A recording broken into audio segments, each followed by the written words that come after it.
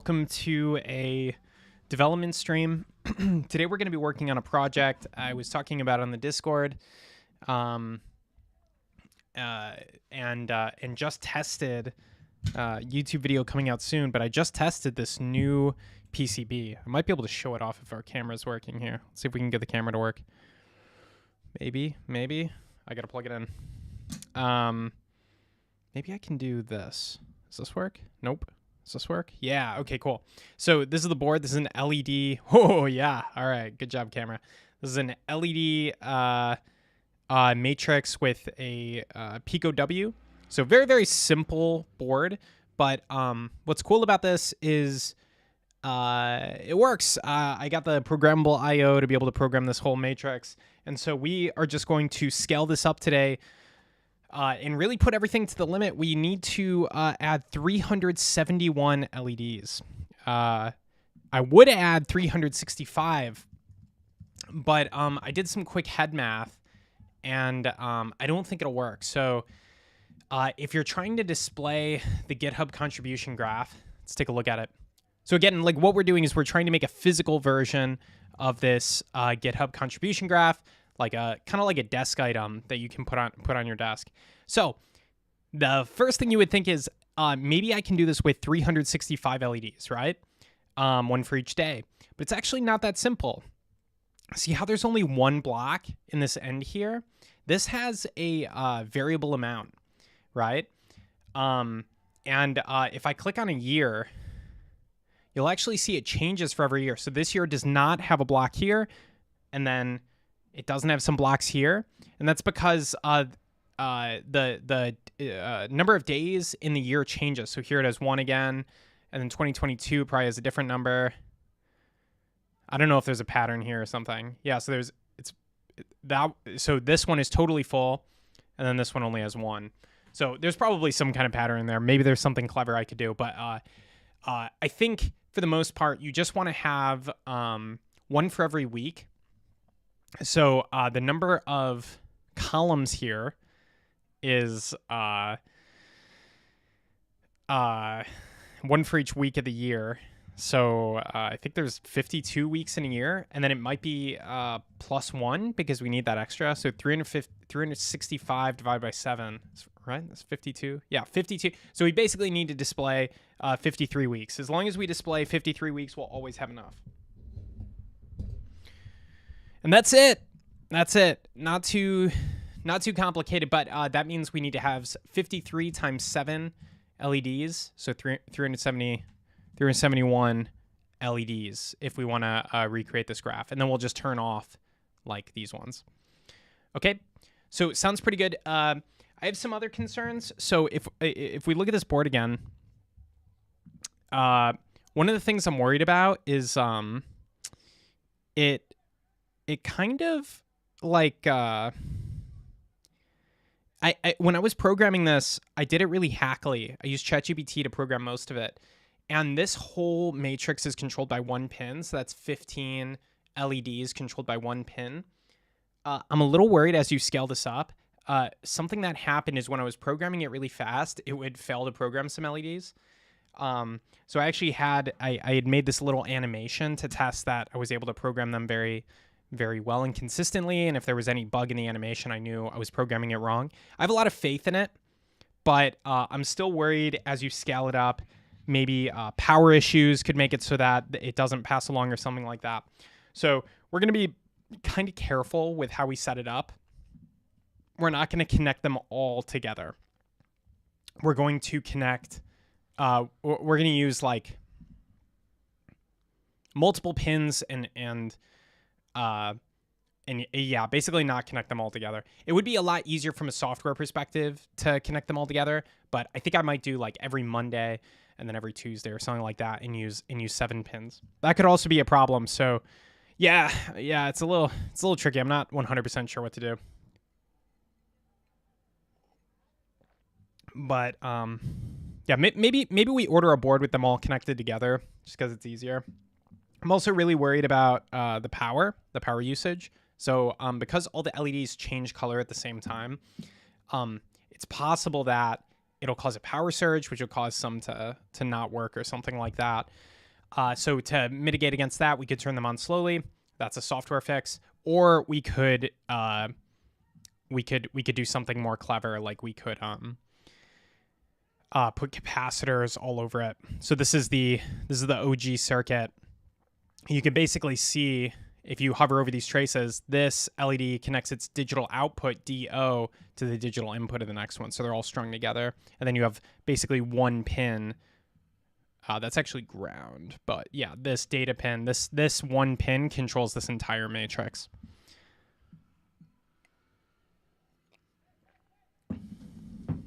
It's fun streaming at this time of day because virtually nobody can join from the contributors because they're all asleep. I think it's like super early time in Europe. Yeah, it's like 1 a.m. This is probably the worst possible time for European streamers, but you know, it's whatever.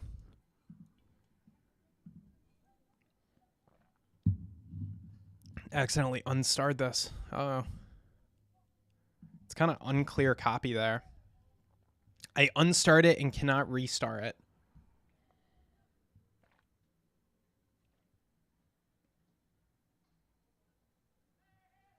It's really disappointing, actually. Because now it can't appear on trending. You need at least one star to appear on the trending on the homepage. Maybe I'll fix that. I'll file a bug. We can do that if we get bored. It's a really easy bug. Maybe I'll ask Devin to do it. Fix. You cannot restart a snippet after unstarring it. Okay. Good enough. Good enough.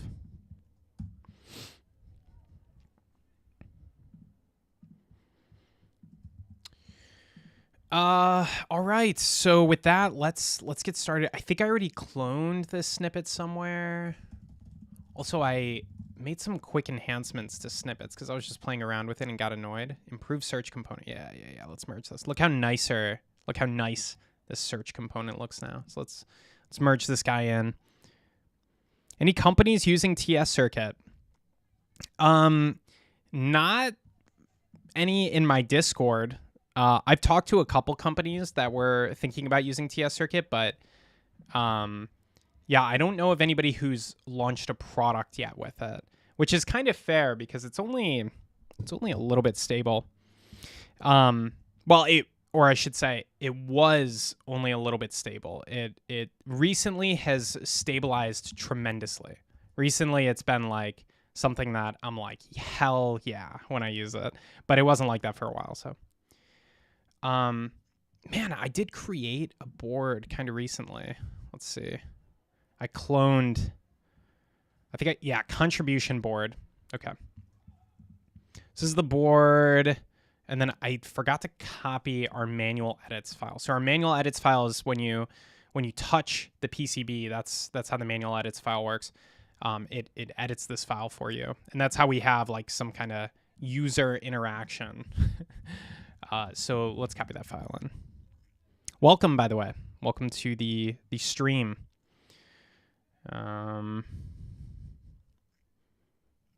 Yeah, I just edited this page. So this page should update soon, but it actually sorts by recently edited. Because like, you know, this is the good thing about me using the product is I like see like why people don't like certain things. Like I use it and I'm like, okay, yeah, no, that's annoying. Okay, we paste in that manual edits file. Let's run it now. Okay, so we just basically copied over our Pico board. Now we're gonna make it so it has a bigger matrix. I'm also gonna you can see it's running up here. It is calling out to our cloud auto router because we have the auto router on cloud mode. That takes a little while. So we're gonna disable that. We can add that back in later. For now, we're just going to do routing disabled. So we're not going to worry about the routing. You can see it eventually routes, but I'm worried when I add a lot of LEDs, it's going to take a really long time, and I don't want to wait on it. So we're not going to wait on it. Let's do our grid. So the rows, maybe I'm going to be so lazy about this. One thing I love about TS Circuit is like you don't have to think that hard. Like I've like if I had to think too hard when making a board, I like stopped and I tried to improve the product. So you can kind of be not think too hard about things. So hopefully, this is like one line, it's done. Ooh, that's taking a while to render. Uh-oh. Ooh, I don't like that. Maybe we'll be debugging something else. I should have scaled it up slowly. I don't know why it would take a while to render, though. There's no routing being done. Yeah, look at that. Snippets doesn't currently render to a background thread, but that feature is actually built, so it's totally capable of it. There we go. There's our contribution board. Easy peasy. Wow, look at that lag. That's crazy. This could be because of recent updates to the PCB viewer, too. Yeah, and it's showing all the connections, too. Each LED is connected to each other LED. Hell yeah. I wonder where it's spending most of the time. We could do some benchmarking. Oh, you know what? I bet I know what it is. It's the friggin' schematic. This is what took so long. Because when you do the schematic is a lot better as far as speed goes. So I'm pretty happy to see that. The schematic doesn't need optimization. The PCB viewer definitely needs optimization. But whoa, that got a little slow. Isn't it cool how that took like 5 seconds to make? Like literally zero effort. LED 16 was my test LED. I might leave it in there. I kind of like it. So one thing that I realized in the YouTube video I made, which I have not released yet, but I have all the assets together. Maybe I'll edit on stream, but probably not because it's very cringe, especially doing my voiceovers. It's very, very cringe to listen to. But anyway, let's look at the RP2040 pinout. And when we look at this pinout, we can see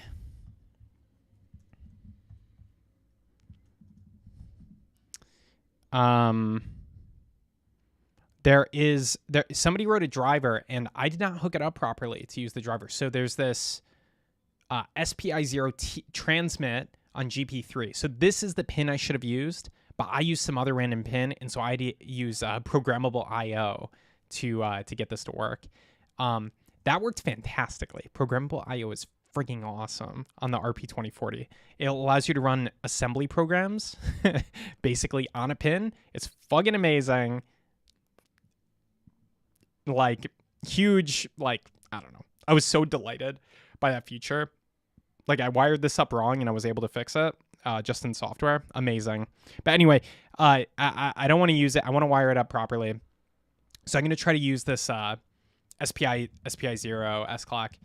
The other thing, I made a little note.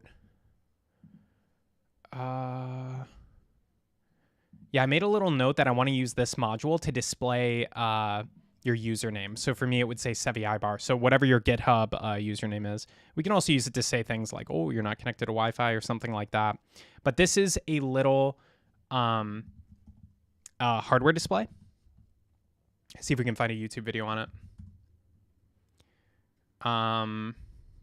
We can't.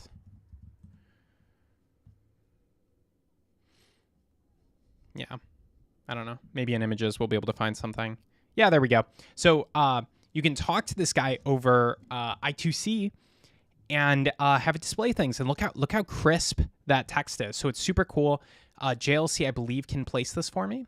So we're going to get this placed on our board, and then it's going to display the user's GitHub username.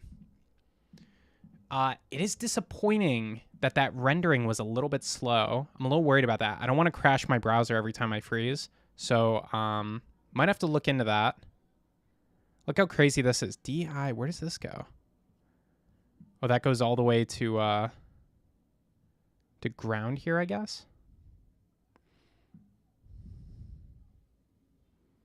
That goes to GP10, and then GP6 is what we currently have programmed in this matrix. So we're going to swap that up. We're going to swap the pins up so it uses both the SPI buses. And then we're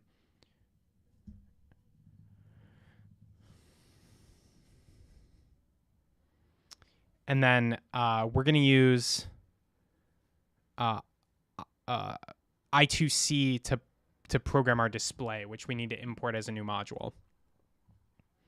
I'm really afraid to hit the 3D button because I think this is going to be very slow to render. Let's do it. Oh, it's not so bad. Okay, cool. This will help us figure out the board size. Yeah, it's not too slow. Yeah, look at all those LEDs. Crazy number of LEDs. This is going to be so sweet. The separation is probably okay. Wow, this is going to be a big board.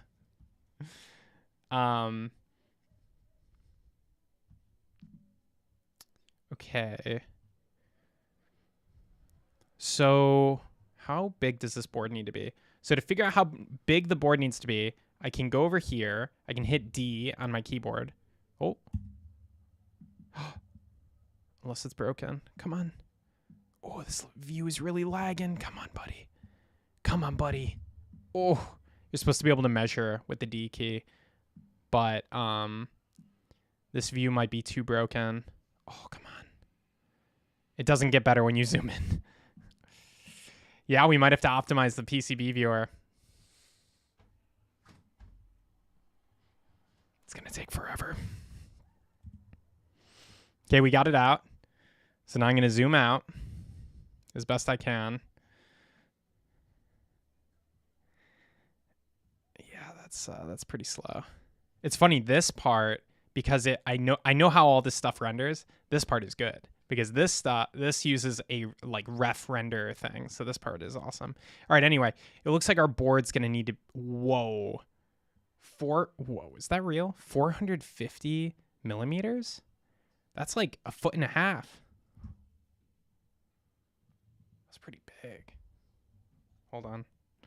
Let me just look at the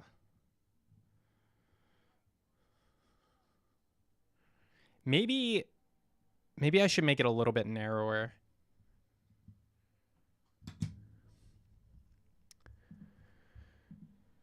X spacing we did. Let's do 5. Okay, now we gotta wait forever. Crash my browser. This is supposed to go in a background thread. Also, I think we're gonna change the way a couple things work. We're gonna move all auto routing for the schematic. Our schematics do auto routing. That's how the schematic lines are drawn. We're going to move all of that to async eventually. And that'll make everything just a little bit better. Yeah. But mostly we just need to get it working in a web worker. It already works. It's just it's not incorporated into this web GUI yet. If you use the command line, it's already incorporated, so the command line will never freeze like this. But I'm using the web GUI today. We'll work on the command line. I think if I had to draw out what we possibly are doing this stream, I would say let's see. We're going to do the contribution board design and order, question mark. I like the idea of doing the PCB viewer optimization. KiCad converter, that was a recent thing we worked on. We pushed some fixes, so that should be working. What else? That's pretty good. That's a pretty good haul. Oh yeah, command line saving to cloud. Yeah, just making the command line better. Everybody wins if we do that. Okay, but before we get into this, what we doing on stream?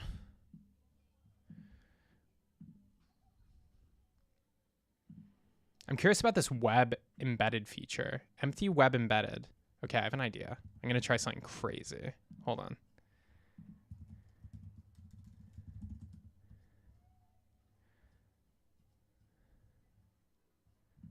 I don't think this works. How cool would it be if this was my AFK screen and I could just do it in here?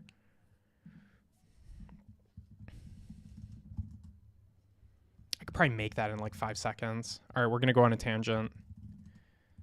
Here's the situation. I have to go to the bathroom. but I want to set a timer, but I also want to show the stream content. And I could just do a side-by-side, but how cool would it be if there was just a website that did this for us? So let's say online get timer.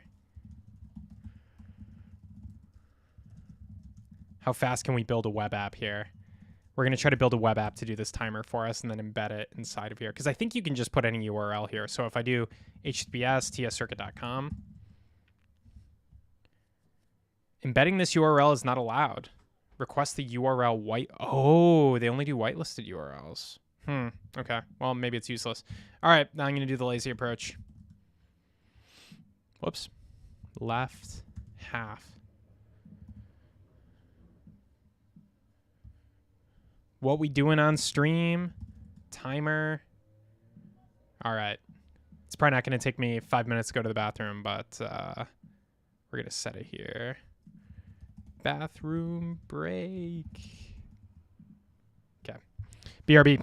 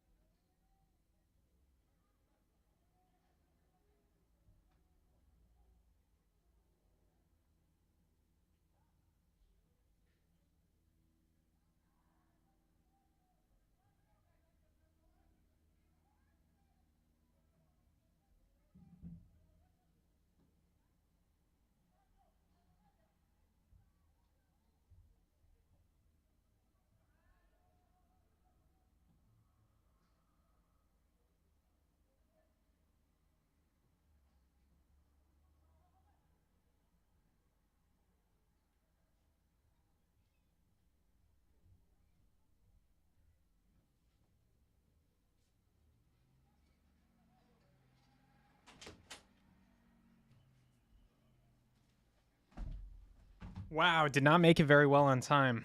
It's the way it goes, you know? What can you do? What can you do? Yeah, I also got myself some tea. Sue me. Yeah, sorry for starting, immediately running away. But you know, you got to get up. You got to get up those streaming hours. What else can you do? All right, let's jump into it. Contribution board.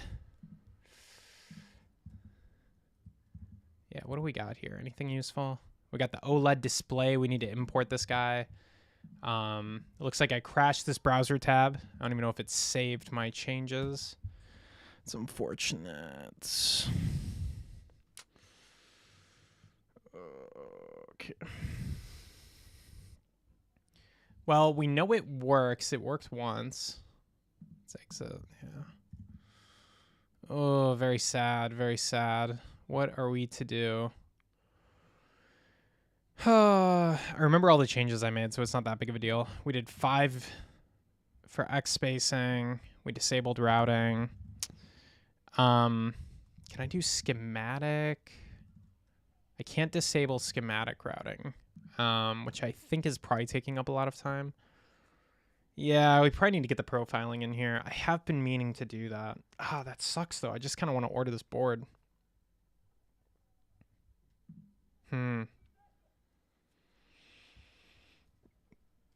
It's unfortunate.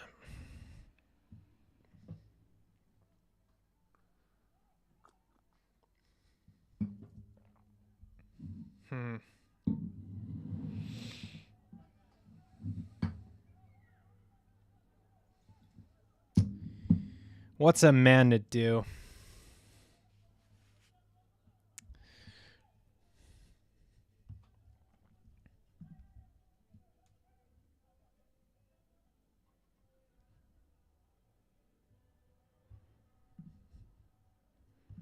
Yeah.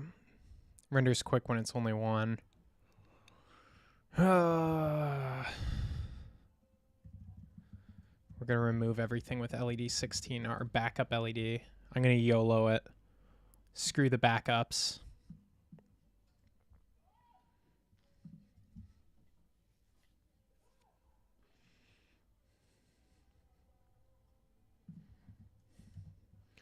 Seven rows. Nice. Oh, interesting. On the schematic, we actually need more than 5 millimeters of distance. So we'll say times 1.2 or something like that. A little bit more.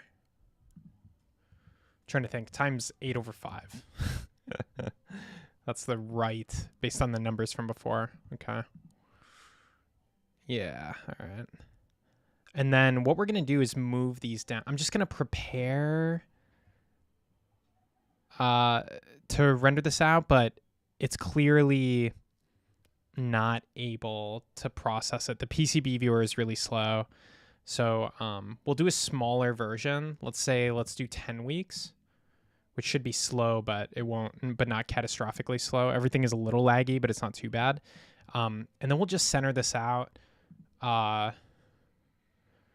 So we've got an offset X here for the grid. Let's add an offset Y. So we're going to do offset Y, and then we're going to bring it down. So this whole grid, if we measure it, is about 32 millimeters. So we can do negative 32 divided by 2 for the offset Y, and that should center it.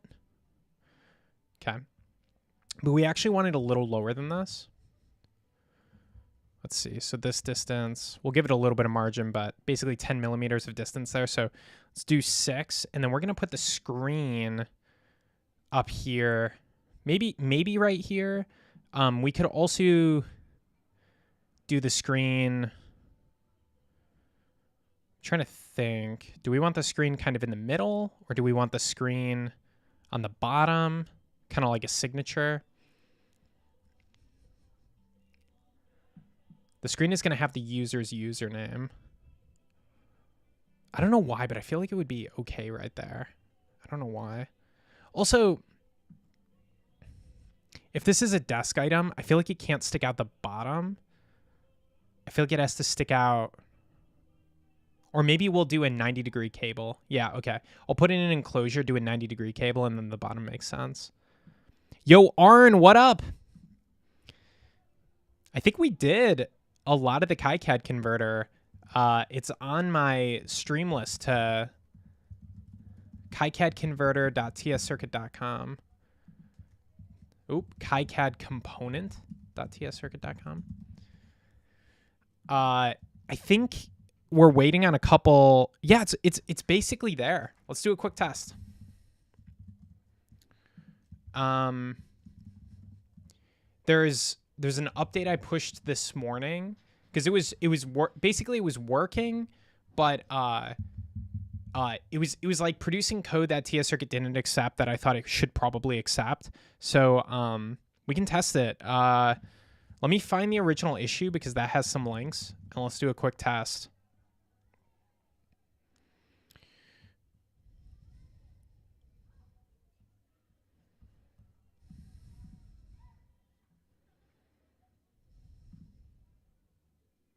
Whoops. There we go. Okay, so that's the library, and then you have the Zhao series, and I've just been using this board, but I think this isn't your board. This is my little test board, though. So we're going to save this to our downloads, drag and drop, unsupported file type. I think it's saying unsupported file type because GitHub automatically adds this .text to the end of it. So maybe I can make that more tolerant really quickly, just because I hate dumb bugs. It's better to fix a dumb bug than to like constantly mitigate it, I think. But yeah, let's test it out. Let's see how well it's working. I think the schematic side isn't so good, but like it definitely loads the footprint. So maybe a little bit of manual effort, but it's only going to get better. Sometimes I just have to bootstrap things and then I can throw a bunch of bounties on it. So in this case, just had to give it a little bootstrap so that people wouldn't get stuck, and I'll start bountying it later. And other people will jump in. I'm going to turn some light here. There we go. Okay. Okay, so let's see. From E, blah, blah, blah. Let's just add a little bit better. Okay, if it ends with KiCad mod, or it's with KiCadMod.txt. We could also detect it from the file content. So we could say or file, because I think this is the file content, or file dot trim dot starts with footprint. So that's gonna be a lot more tolerant handling. We'll check out the main branch. Add our little change here. Better detection of KiCad mod files. Yeah, as you use it too, can create issues. And yeah, we'll add a lot of support for this. Maybe I'll throw it on my board. So we have KiCad converter. Maybe add KiCad converter GUI to snippets.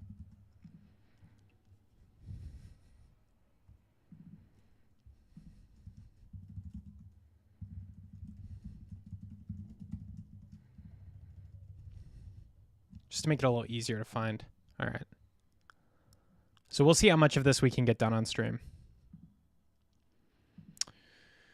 That should be deploying automatically because I pushed a main. So we'll wait for Vercel to deploy it.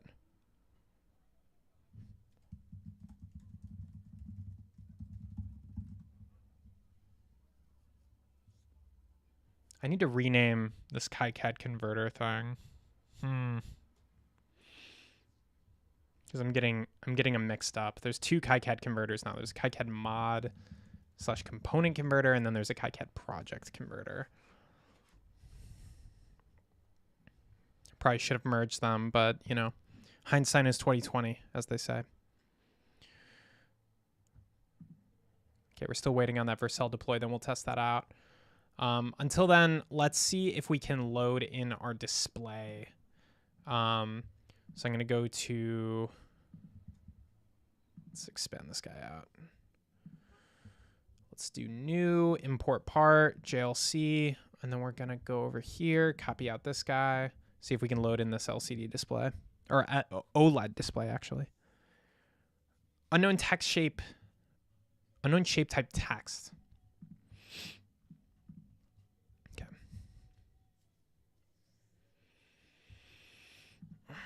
So we'll file an issue for this. And let's add that to the stream to do.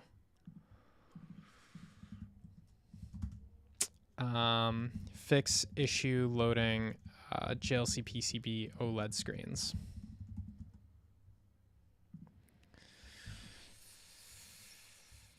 God, so many bugs. So many bugs.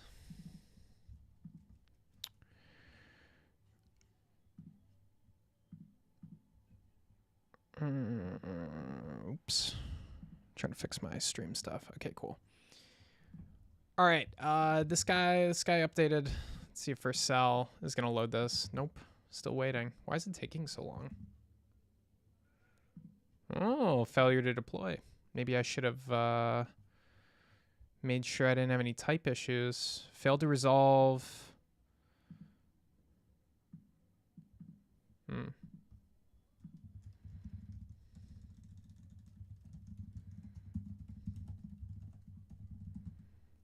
I don't know.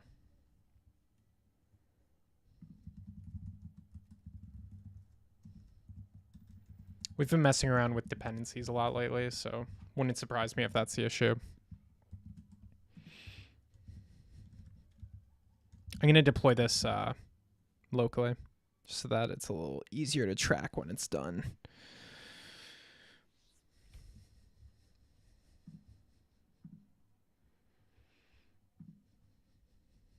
I'm very excited for this display. It's probably bigger than it needs to be. It's a lot of pixels. But this display, you can place it on a board for, what, $2? I was debating, like, maybe it increases the cost too much, but the LEDs are like $15, so it's going to be an expensive board. This board's probably going to cost $150, and I'll get 2. So, yeah. And then I need to make a 3D case for it, which means I probably need mounting holes. I've never done mounting holes. Or at least I haven't done mounting holes in a long time. So we'll have to do mounting holes.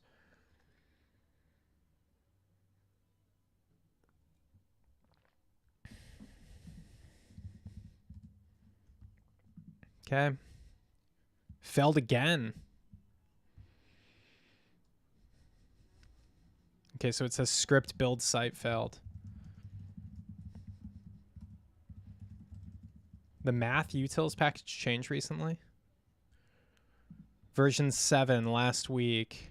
More grid functions. It doesn't seem like it'd be problematic. Works fine locally. Huh, interesting.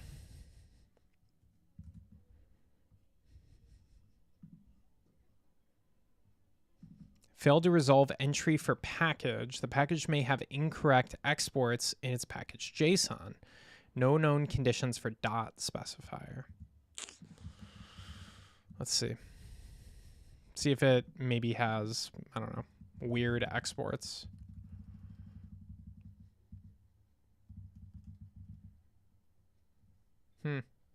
Seems fine.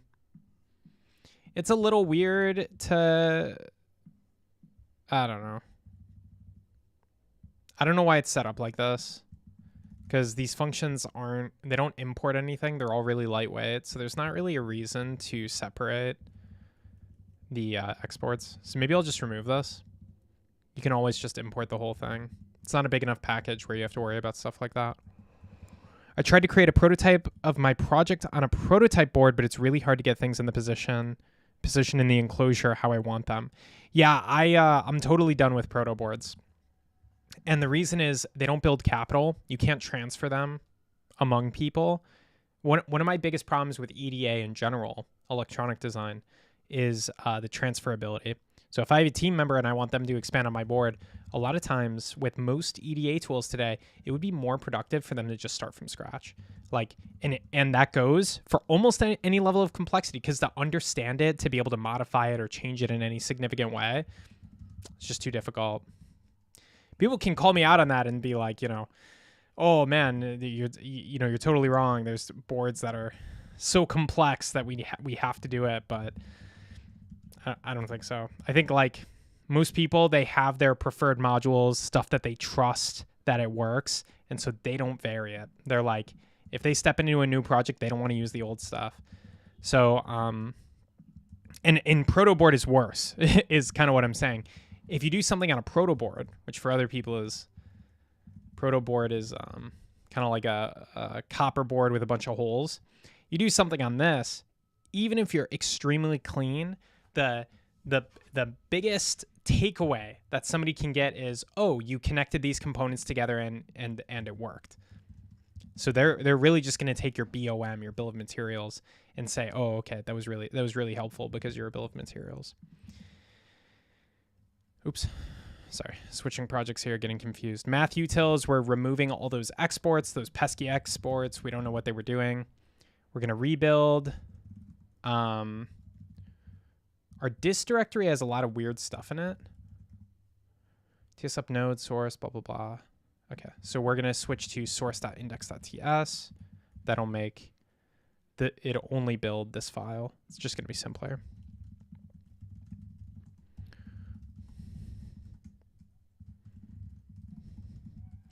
My only issue with a printed PCB from the get-go is lead times. I guess it depends how much you value. Well, yeah.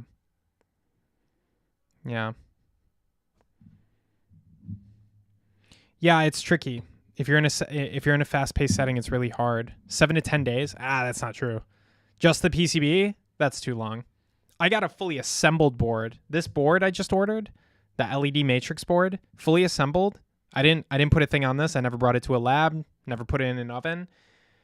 That took probably 7 days. It took, let's see, what's today? January 5th.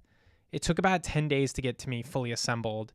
You should be able to get a board fabbed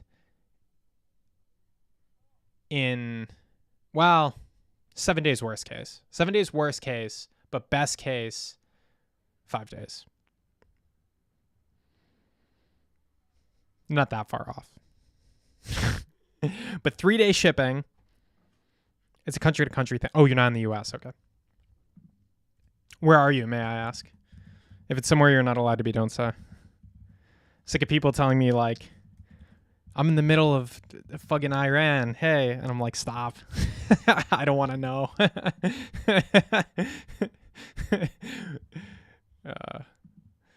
But anyway, let's see. Bun run build. All right, this is working. We pushed it. So we're going to wait for that to publish. Then we're going to use version 8. This is just garbage dependency issues. TS circuit / math utils. Okay.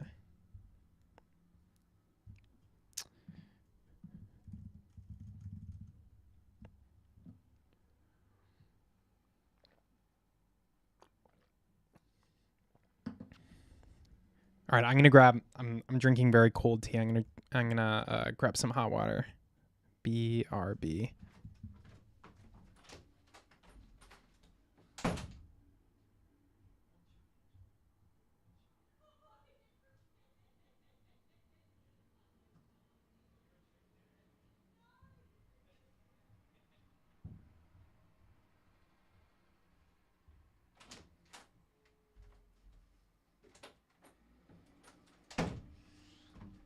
Ah, yes. Hot tea. I love this zoom in on my kettle. This camera's kind of awesome. You guys can see how much junk I have on the floor. Oh, yeah. It's what is keeping me alive right now. I'm in India. 7 to 10 days is frustrating because we're right next to China, but I can't do anything about Indian bureaucracy. Yeah. That's tricky. But you can still order from JLC. That's good to know. Is that where you buy from? I'm surprised. I'm actually surprised to hear that, but yeah, that it takes that long. Because, yeah, it has to go over shipping lanes for me over the ocean, but even that can be better than bureaucracy. There is no limit to how slow bureaucracy can make something. So, did we get version 8? We have version 8. All right, let's try to deploy again, and hopefully we have that fix.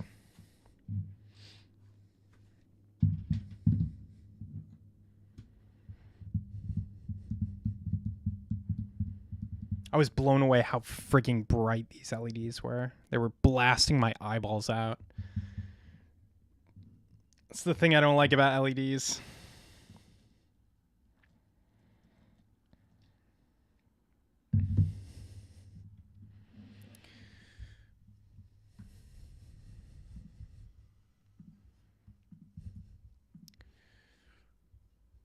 All right. I wonder if I want to look at this display issue too. I know I'm hopping around a little bit. Can I do a thing where, let's see, I'm going to try something. Let's go to Excalidraw Plus. Start a drawing. I'm going to paste this in here. I'm going to get a shareable URL. Embedded link. Yeah. Create link. Okay, cool. Select position. Good. Okay, so I've got this link. Now, what if I put this into a browser window on stream?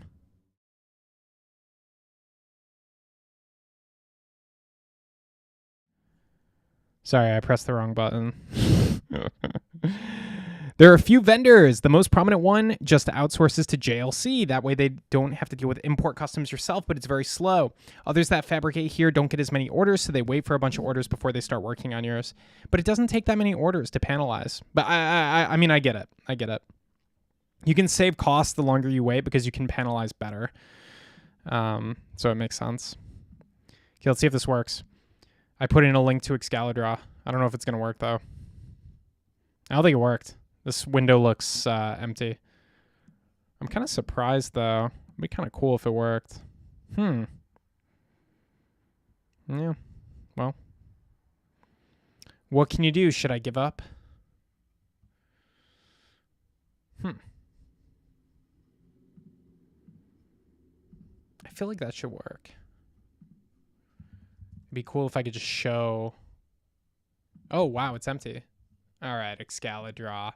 What are you trying to pull here, Excalidraw? Read-only link, copy link. You go to the link. Okay, I think I just put in the wrong link. Let's try this.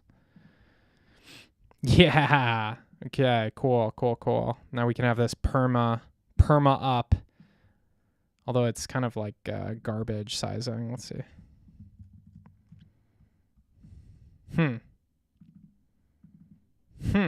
Interesting.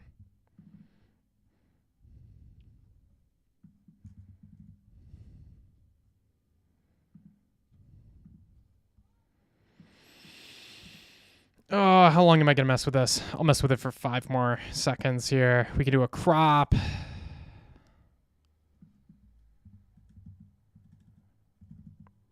Lazy Sunday, you know? I can do whatever I want today. 150. Yeah. Oh, yeah. Good. All right. Now we know. You don't need to ask. Now you know. Cool. And I can edit this if I want. It's a nice little widget. What kind of things did you work on that convinced you there's a market for making something like TS Circuit? I worked on a couple IoT devices. I've done a tiny bit of electronic design over the years. And every time I've been disappointed in the tooling, and every year I've expected it to get better and it never did. So it's just kind of when you deal with software, you know it's so much better than hardware. And you do that for long enough and you're like, all right, clearly nobody gets it. Who's building these hardware, like, these hardware tools, these hardware development tools. They don't get it. They're never going to do it. There's no threat from the existing hardware people for me. I don't feel any threat.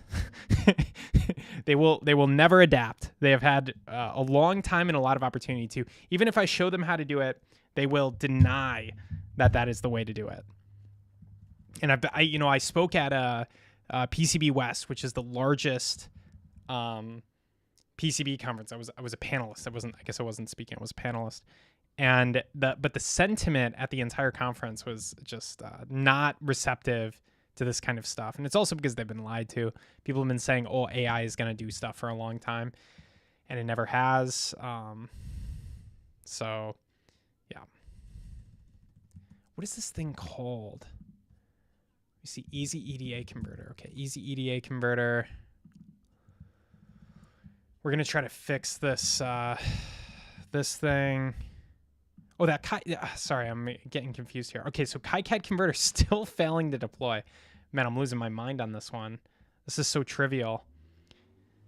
Failed to resolve entry for package. The package may have bad exports in its package JSON. No conditions for dot specifier. Known conditions for dot specifier.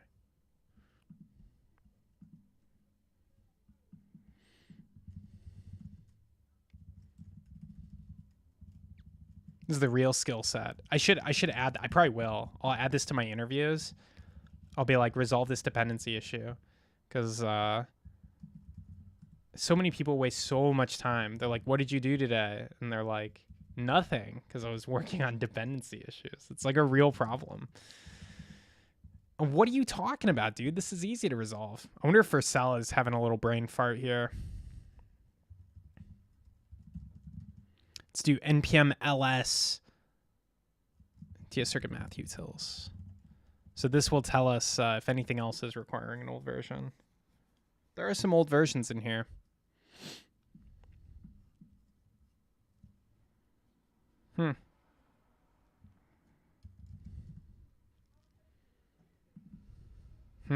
Interesting.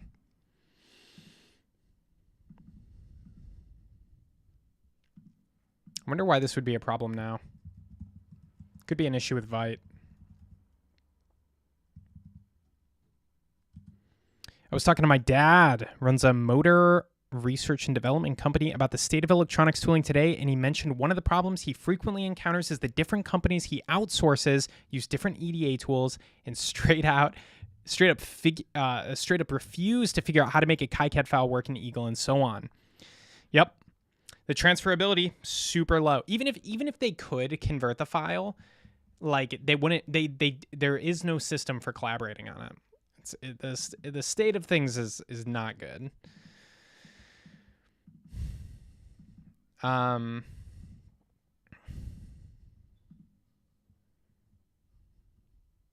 have no idea why Vercel. I'm gonna try. This is a very old trick. I'm gonna try nuking the node modules and reinstalling and hoping for the best, because I have no idea. It feels like this issue came out of nowhere. Maybe it's Vercel's side, because it builds fine locally. I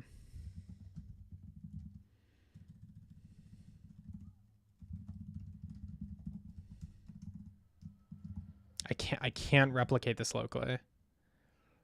We can always opt out of Vercel's custom Vite optimizations and just like basically do it ourselves, because when I build the site, it works.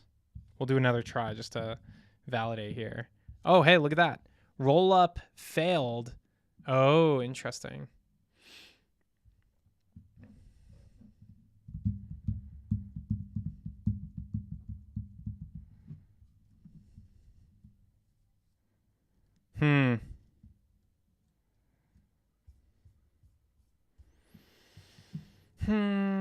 What do we want to do here? This is interesting.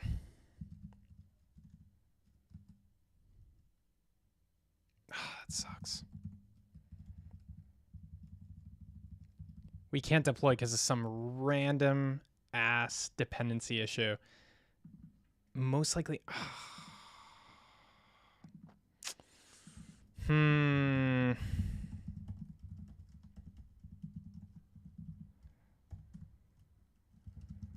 we're going to try rolling back and building the site again. At least I was able to reproduce locally. Waiting on Vercel was terrible. Is that something you're tackling? Will TS Circuit export to Eagle? You know, Eagle is kind of dead. We're gonna export to KiCad, but Eagle is actually like people actually are, you know, Eagle is deprecated, right? Eagle turned into Fusion Electronics, whatever. So we might support that Fusion Electronics thing, but Eagle is deprecated. I don't really think. I love the Eagle file formats. I think they're easy to parse. It was the first file format I built converters for, but like there's no point in keeping that legacy standard going. I think when KiCad is better, just from a usage perspective. So yeah, that's my take. Eagle's dead. Like people should move on from Eagle. Yeah, but we will export. You know, by the way, if somebody builds an exporter, we'll do it. Yeah. Let's see if we can deploy this. So I just roll, man. I don't know. I'm gonna revert the commit I did over here because I don't know. Maybe I was too hasty. Seems to have caused a different issue that I don't want to deal with.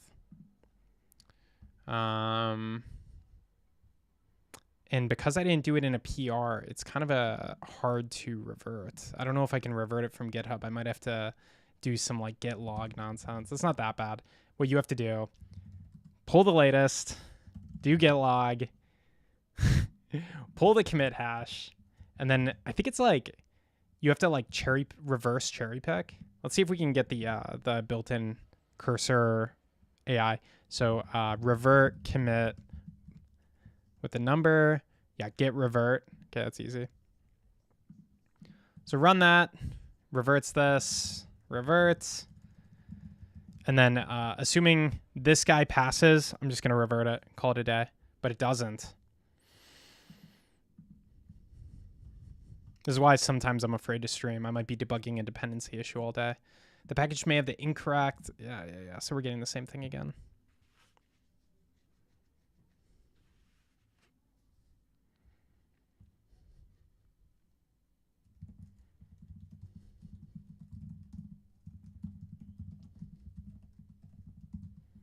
If we look at the package on NPM, we can actually go into if you hit this code tab, it's not used very often, but this is the code that NPM actually sees.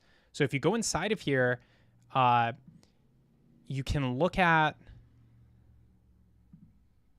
you know, what NPM thinks the package actually has. So if we go back to version 7, which is this problematic version, we have these exports here. So let's see, maybe it can't find those files or something. I don't know why we have chunks. It's so weird to me that there's chunks in here. Line intersections. I mean, everything seems to be in order. I don't really know what's going on there. A real scenario here is, say you need to send your design to a shop that only uses Altium and insists on getting Altium files. If you're a small company that uses TS Circuit or KiCad or whatever, you don't have a license for Altium. How do you do that? From what you just said, I get that it is something you will support. Yeah, we'll support going to Altium because Altium is... Eagle is the only one that I don't think we should support officially because it's kind of deprecated, but it's a really easy format. So like it is something where if there was demand, I would build it. But like Altium, we definitely will support. Yeah, there would be no question about that because it's so popular. Eagle is still the favorite of like SparkFun still releases a lot of files in Eagle and stuff like that, but and yeah, it's an XML based standard, so that's not so great. But yeah, you gotta let it die. Even though KiCad format is kind of worse in some ways, uses S expressions instead of XML, which is insane to me. But yeah, you gotta let these things go. Well.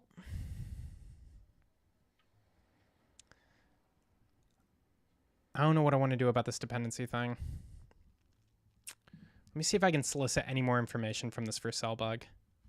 Again, only failing on Vercel, which is so fucking annoying.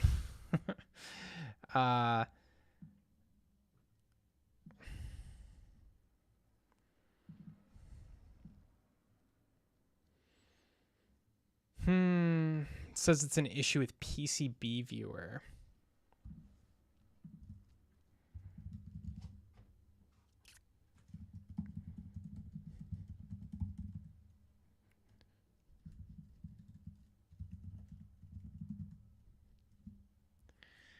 So PCB viewer requires an old version. I suspect we just need to update some versions. I'm going to go ahead, revert my impulsive commit.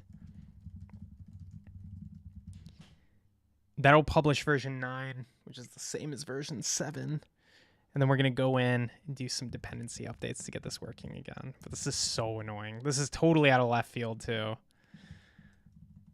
You're just trying to do work, and then you get hit with some dependency issue. It's wasting your time. It sucks. But it's the way it goes. Okay, so we got math util. Oh, it's not even listed as a dependency here. Interesting. Maybe somebody removed it. I don't know. Oh, it's a dependency of this. So we have to go even deeper.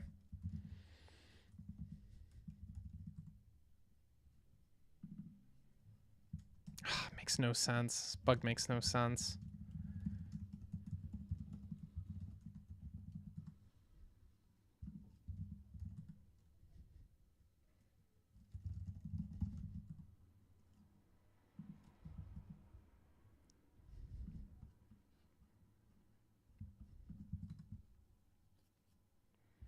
Okay, we updated it to the latest version. I'm curious what it's used for. It's probably used for like the simplest function. Does line intersect?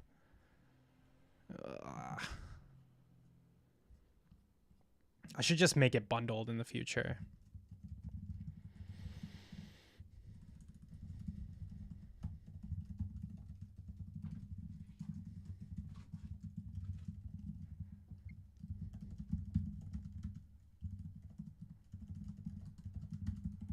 Okay, we're going to create a PR just to make sure all our tests pass and stuff like that. I'm going to try not to be a little bit less Wild Westy with my pushes to main.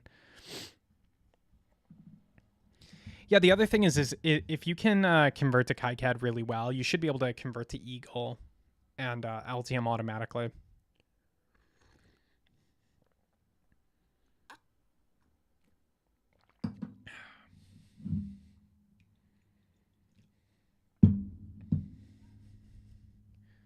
Cool. This test ran super quick. That was crazy. 6 seconds. Test running in 6 seconds. Dream come true. Near instantaneous.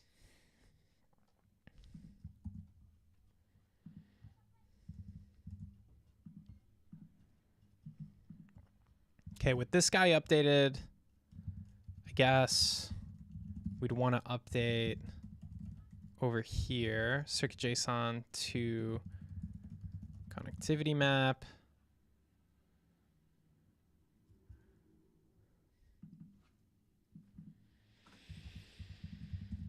Just double check that that's the latest version.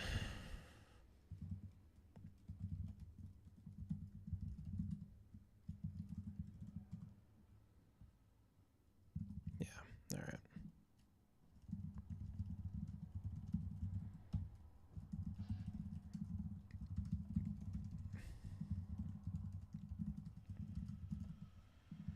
One of the reasons this wasn't kept in date is because there's no renovate on this repo. So we use renovate for automatic dependency updates, and it's not set up on this repo. So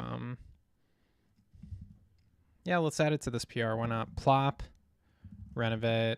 Now it's gonna automatically update, and we can add circuit JSON to connectivity map so that that dependency automatically updates.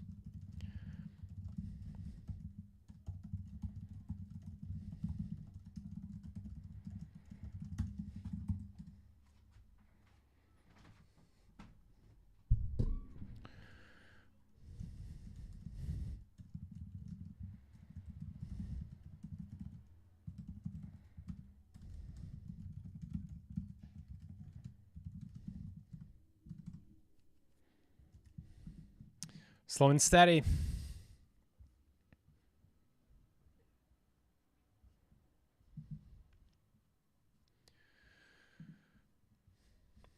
That might cause more issues with dependencies as it pulls everything up to date. But I mean, you got to do it. You got to do it. It's better to just continuously bite the bullet on up-to-date dependencies rather than wait for it to, eat you when you have to do major version upgrades after a long time. Let's take a look at this JLC issue real quick so that we actually do some real work. If I spent all day updating dependencies, I would not feel like it was a productive day. So we go into the easy EDA converter, and there's a script here, add test for part. So we're going to use that script to automatically generate us a test for importing this part. And then hopefully we can figure out why it's not importing properly. We got a pretty decent error message, but yeah, we'll run it and verify it's good. So it says unknown shape type text. So apparently it cannot handle that text type. What I like about this automatic system is it will actually create an asset file where we can look at the raw response from easy EDA and then try to debug like what's going on, like why weren't we able to parse that. So let's look for the keyword text. We can see there's this obscure DSL defining probably text. Pin part, I don't know what this is. So solid region, pad ellipse, if we look at the part on JLC, sometimes you can kind of figure out what it is. It's probably silkscreen text, if I had to guess. Looks like it's this giant 1 here. So the way JLC wants it is they want, I guess, so silkscreen text to tell you what pin 1 is, and it looks like it's inside the box. So we can try to mimic that, the parsing of that.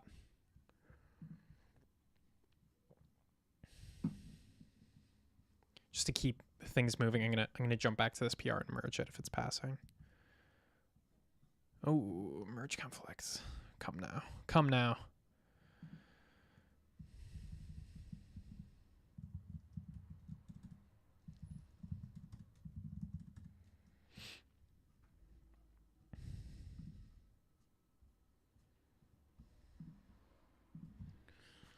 Oh. We deal with a lot of dependency hell here, let me tell you.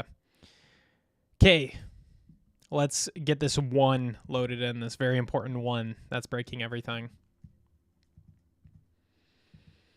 I do like how we throw these nice readable errors and we can like address them as they come up rather than be like, oh, we're just not going to parse it, because it makes it very clear something isn't implemented. We tried that on our some other projects, and I didn't like it because you could barely parse anything. So it was better to just quietly error or whatever. But this is pretty nice. I like this. Okay, text schema parse. This was all filled in with AI. I gave it 0 thought. How does it know what all these mean? Is that right? I don't know. We could just test it, see if it is.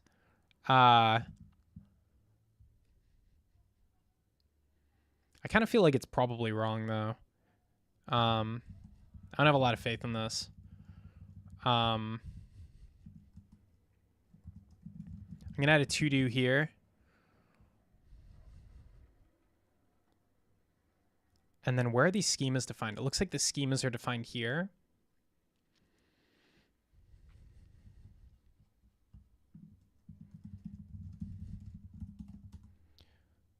So we're going to do this, but we're going to say to do here. I'm just going to set this up for an AI to solve it automatically. I don't want to try to understand this too hard. Yeah, okay. Let's jump over to Aider. We'll do a work in progress commit.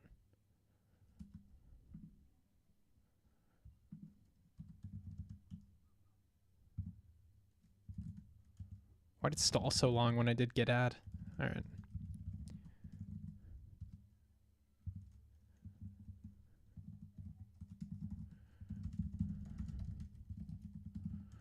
Fixed text parsing is going to be the name of our branch here. Make this a little bigger.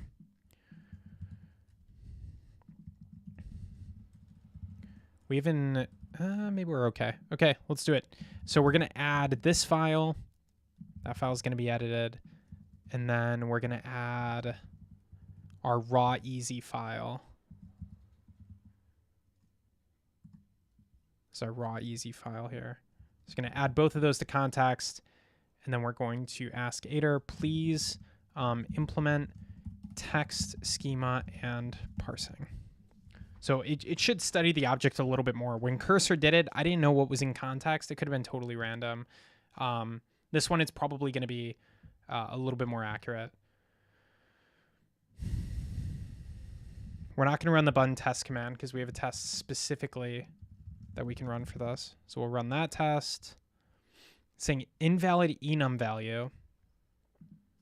Okay, so I probably should have left that context altogether. So we'll add the raw easy file.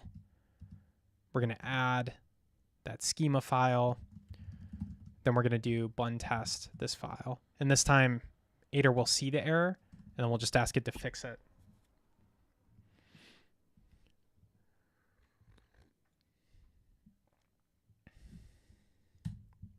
Okay, test again.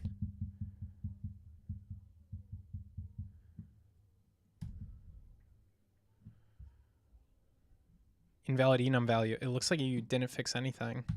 Try again.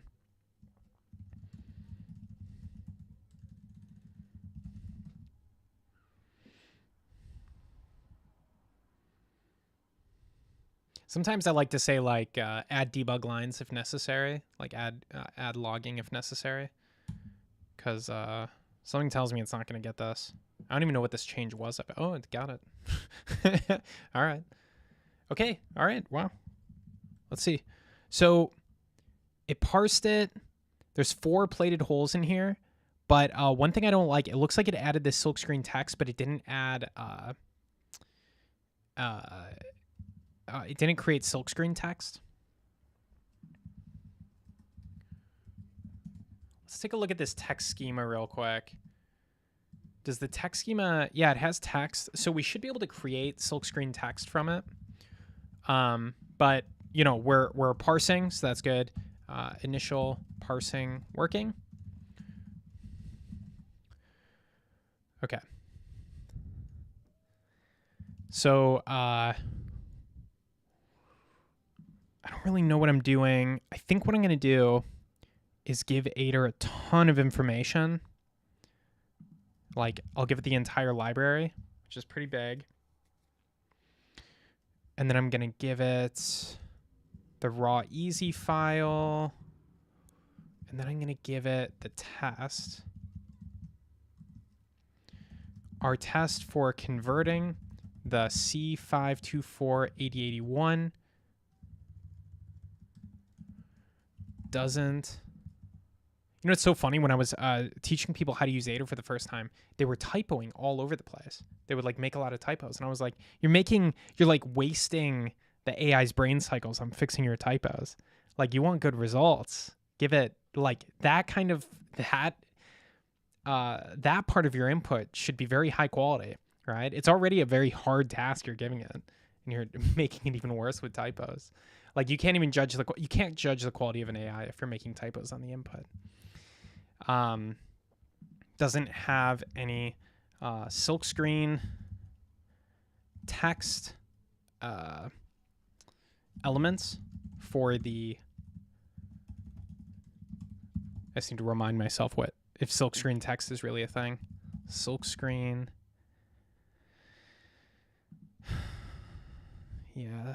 Oh, it's gonna be a little complicated, but we're gonna cut. We gotta tell it about this interface. Text elements for the text shape. Please implement.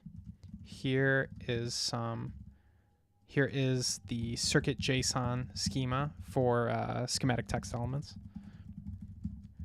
Just flooding this guy with context. And here is the props definition for the element.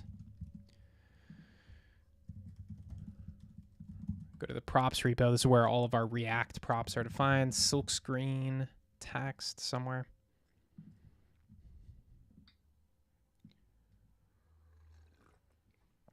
It seems kind of insane how we have this set up, but I think people have slowly seen reasoning in the madness. Everything is pretty well divided up based on the, whatever purpose it has. Didn't see silkscreen text. Silkscreen. Okay, there it is. Okay. Go, Ader. I spilled crap all over my desk trying to pour out this friggin' tea. What can I do? Gotta wipe it up.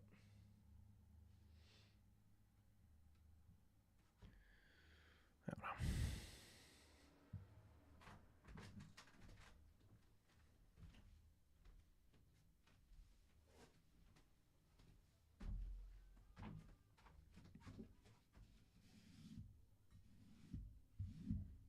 Oh wow, camera has left us.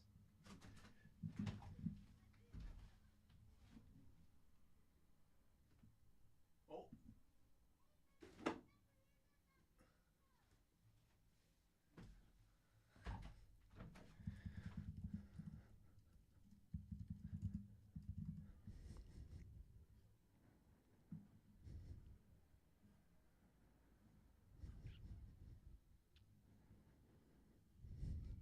Beautiful.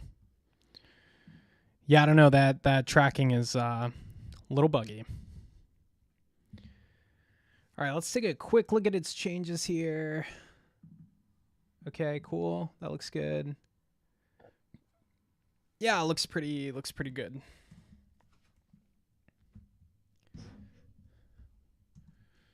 Fix that. No, I don't know. I don't know if it's going to get it.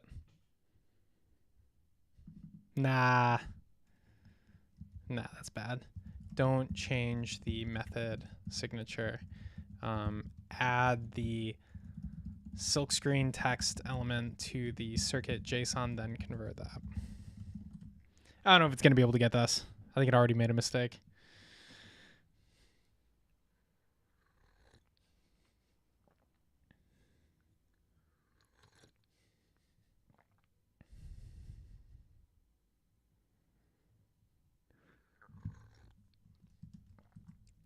I think it's done some very jank things, and I think I'm going to revert all of it. That's what happens. That's what happens with AI. Yeah, that's hella jank. Jank. All right, whatever. Do it ourselves.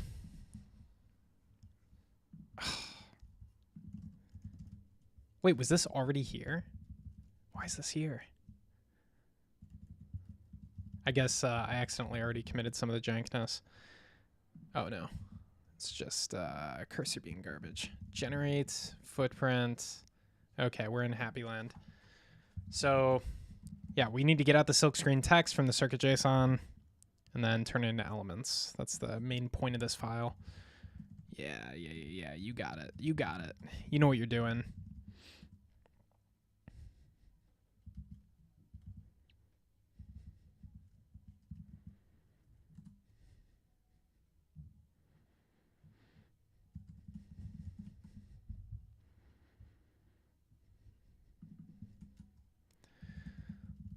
Oof.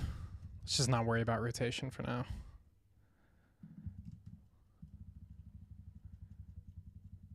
Anchor position, anchor alignment. I don't know if we have the ability to rotate text.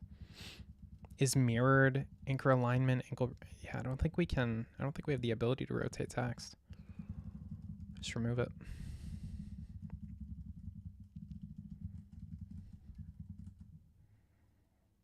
I don't know if font size is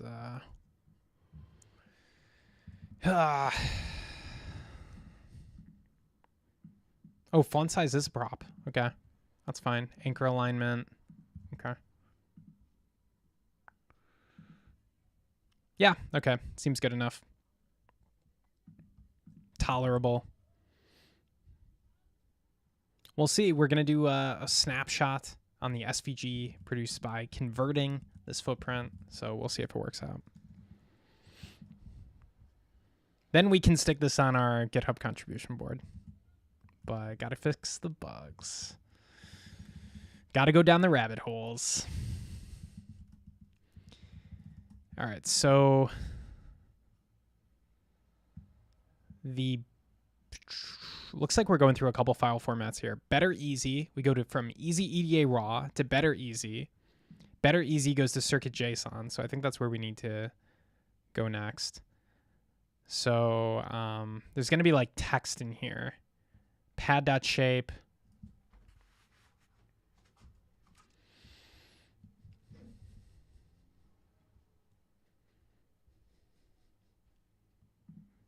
Let's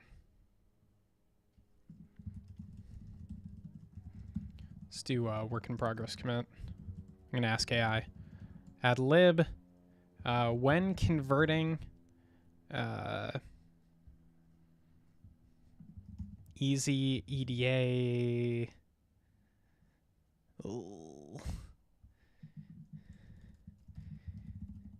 Convert easy EDA JSON to circuit JSON. Add handling for the easy EDA JSON's silkscreen or text shapes. I don't know if it's I don't really know what's going on, to be honest. It's such a jank file format. Looks like it did something. Let's run our test, see what happened. Okay. Sometimes errors are progress. Ooh, that did not render well. Oh, please fix. Please fix yourself. All right. Invalid enum. Expected center, blah, blah, blah, blah, blah. What did you get? Received start. Okay.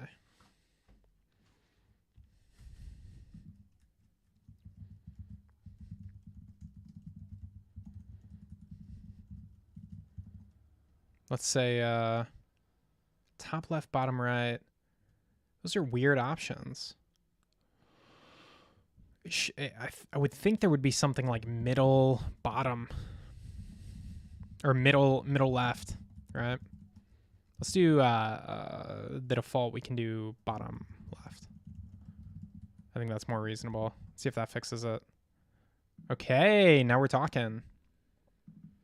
For the text, it thinks the text is L. Something tells me that that's not right. I think it's 1. Yeah, you know, we're just living in the struggle. All right, so let's see what's going on here. But this is progress. I'm gonna commit it. It's progress.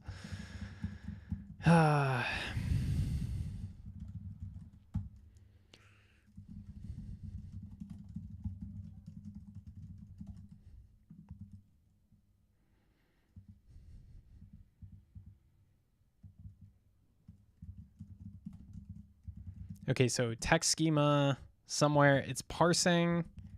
It says text is the first thing. Okay. We're parsing a custom DSL from Easy EDA, which is a JLC PCB service. We're deep in the chaos.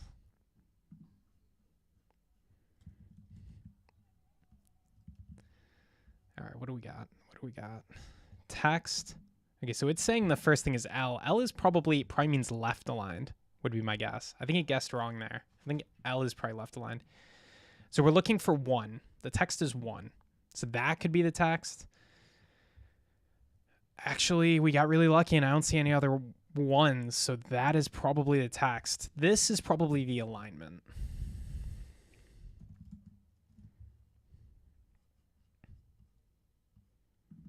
So I'm going to change this to alignment.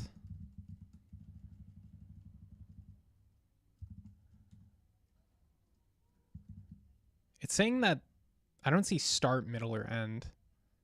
Yeah, so I think it hallucinated that.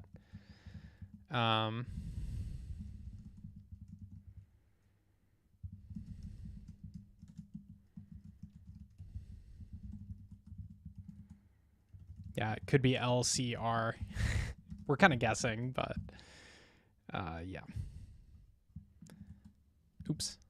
We'll want to go to text schema and update that text hanger. So it's probably L, C, and R. It could be L, M, and R.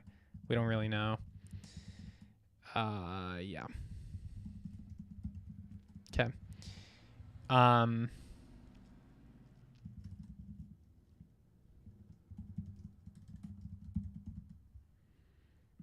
Okay, this one is probably the text, but we're going to have to count.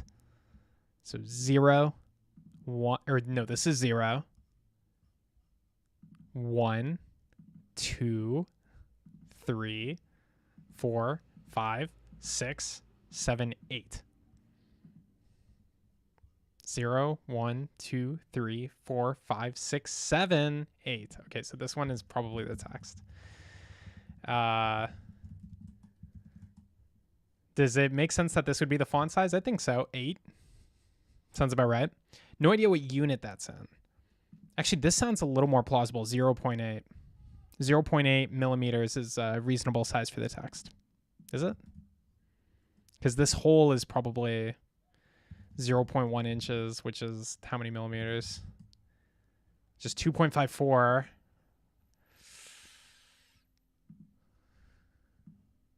This is about twice as big as the hole.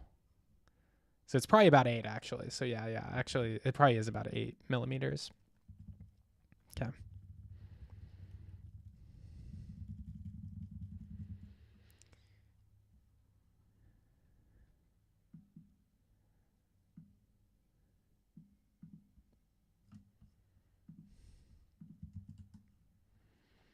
All right, let's do it.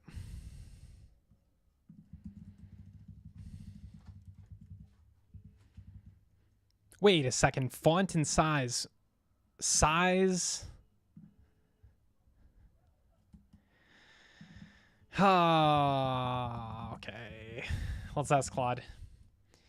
I'm looking at the Easy EDA shape schema from their API. This is how they represent silkscreen text. What does each boom delimited index mean? Let's see if it makes some better guesses. Layer, okay. Or alignment, yeah, that was my guess. Size or scale factor, okay. Font size, okay, so they combine font size and size. That's according to Claude, you know. Not sure about this parameter, possibly a flag, I agree. Yeah, okay. Unique identifier, that's good to know.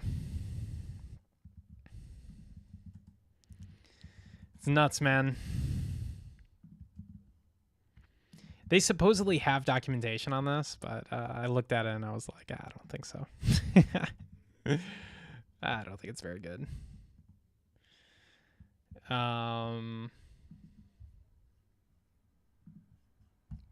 Sorry, let's get this guy up. Okay, let's try running our tests again.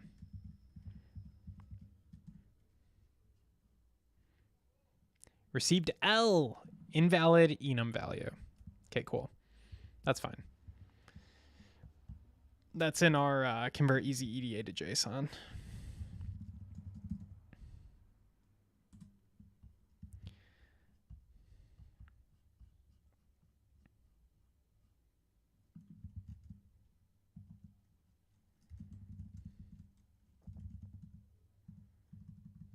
Oh, whoops. Easy EDA to JSON. And for some reason, it's giving me stuff inside the dist directory. That's not right. Yeah, there we go. So I like to do this little technique. You have an object, you map to the inside of that object. So we can say L is bottom left, C center, R bottom right, and then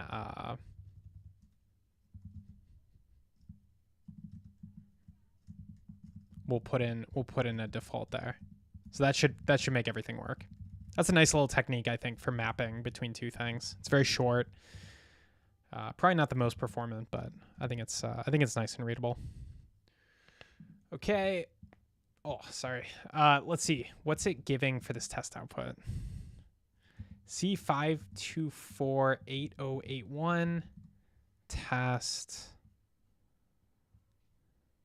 Silkscreen text. Text is 8 now. That's not right.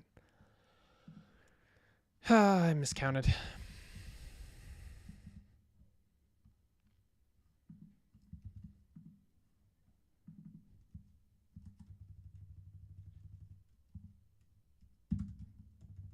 What is this one?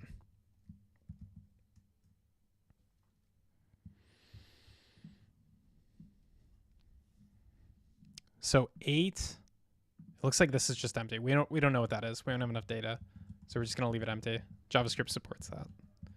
With destructuring, you can do that. So should be fine. Okay, let's check out the test.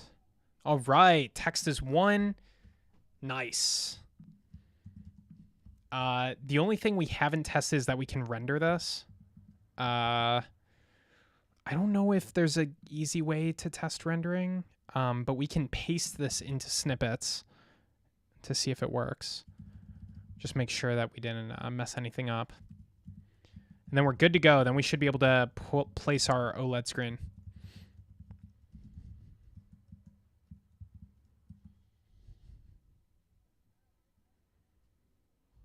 Yeah, okay.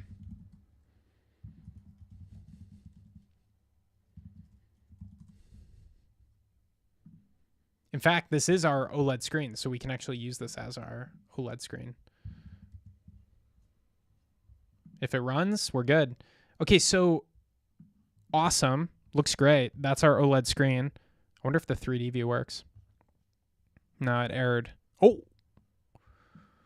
Okay, so the CAD component isn't aligned, but we did load in a nice looking screen there. That's actually pretty sick. Okay, cool. So,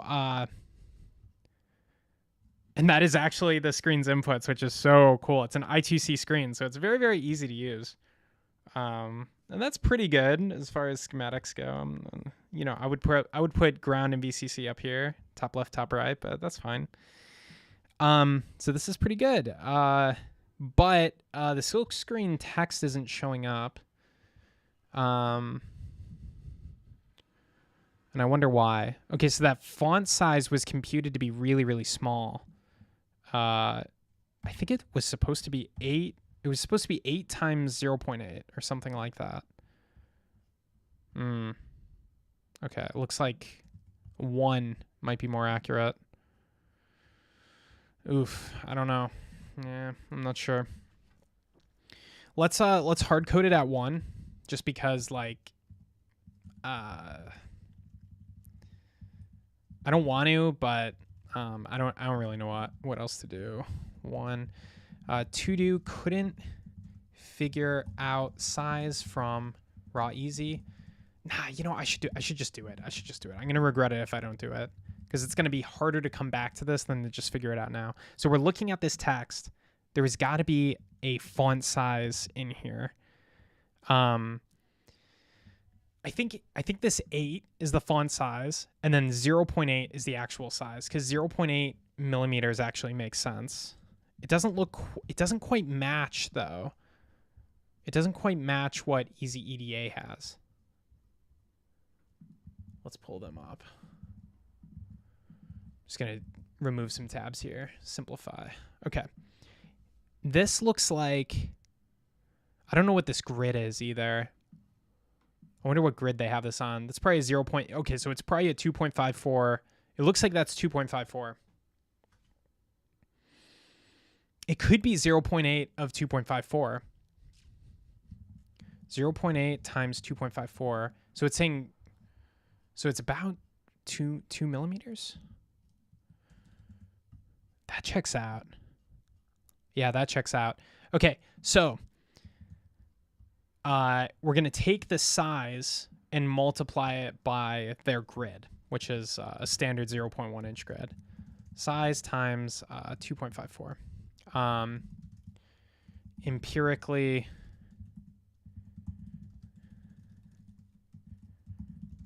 this seems to match. C5248081 is a good test case. Okay, so then somebody can debug that later when somebody inevitably finds out I just was flying by the seat of my pants. Okay, let's check this test file, and then we should be able to publish this in the next version. No, that's wrong still. So something is going wrong in somewhere else in the conversion pipeline. We just kind of want to take the size exactly now. We don't really want to muck with it. So should be easy, but I really don't know how this module works. So we've got schemas. That's where we parse.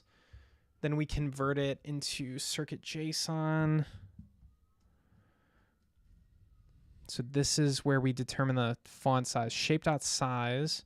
Oh, we're converting it from mil. But we pre-converted it now, so we just do shape.size. Oh, that's kind of interesting. So it might just be in the mil unit. I might be messing up units right now.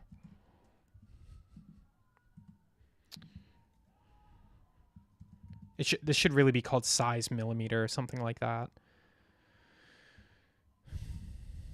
Maybe I'm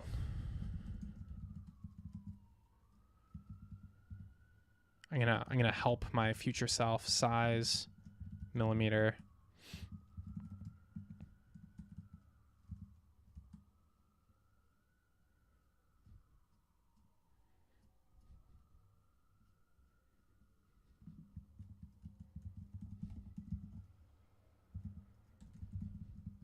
Yeah, okay. I think we're good. Nice.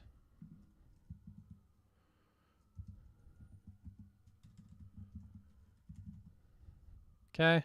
Yeah, 2.032 sounds about right. So we know this works. Okay, great. We're done with this. Add empirical size tweaking. Okay. Yeah, for anyone doing easy EDA PRs, that's the way to do it. Just figure it out one step at a time. There's a lot of conversion, a lot of stuff to keep track of, but it's not too bad.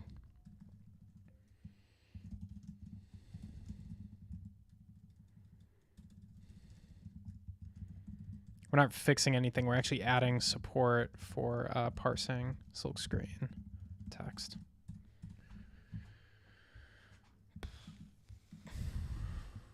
All right. Well, we're now that we have our screen, let's get this 3D model aligned because it's not aligned on the holes right now.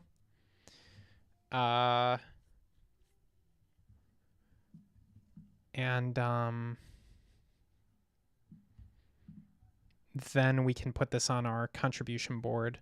So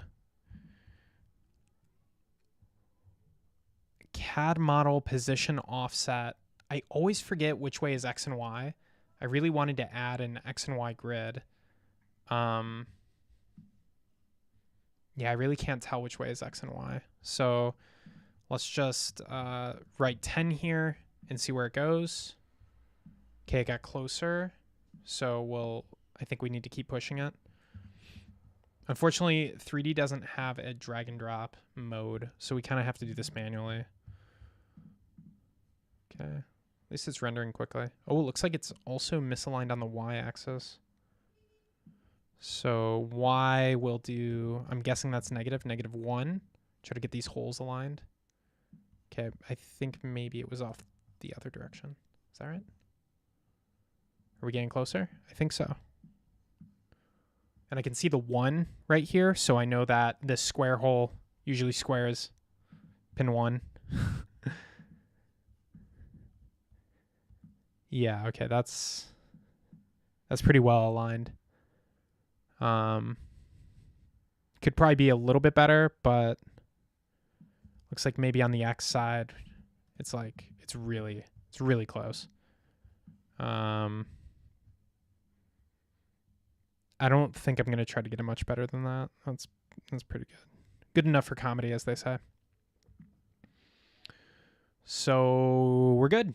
We got our... Oh, I didn't even save this yet.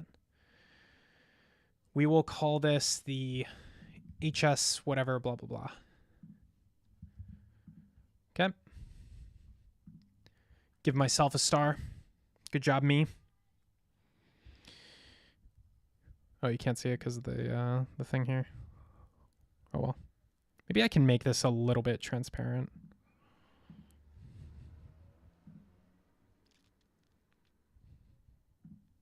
Oh, I could also chroma key it. That's probably a really bad idea.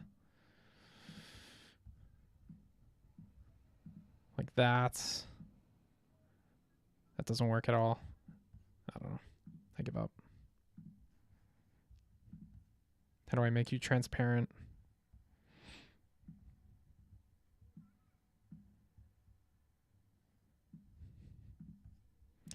I also give up. I also don't know where to put it. Maybe I'll put it down here and make it smaller. Nah, that's terrible. All right, I give up. I give up. Back to the top right.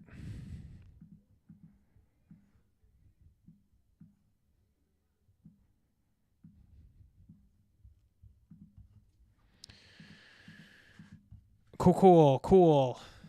All right. Here's our PR. Add support for doing silkscreen text. We didn't break anything, so we'll merge that. That'll go live automatically to snippets after like a series of tests have to be run automatically, but it'll automatically update. But we have our module, so we don't need to wait for it. Let's import this guy. HS91 is the kind of phrase we have to remember. Let's jump over to our board. I guess I closed the tab.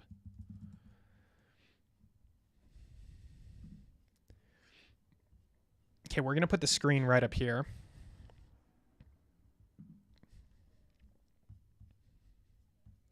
I'm going to use the import dialog, HS, yeah, HS91.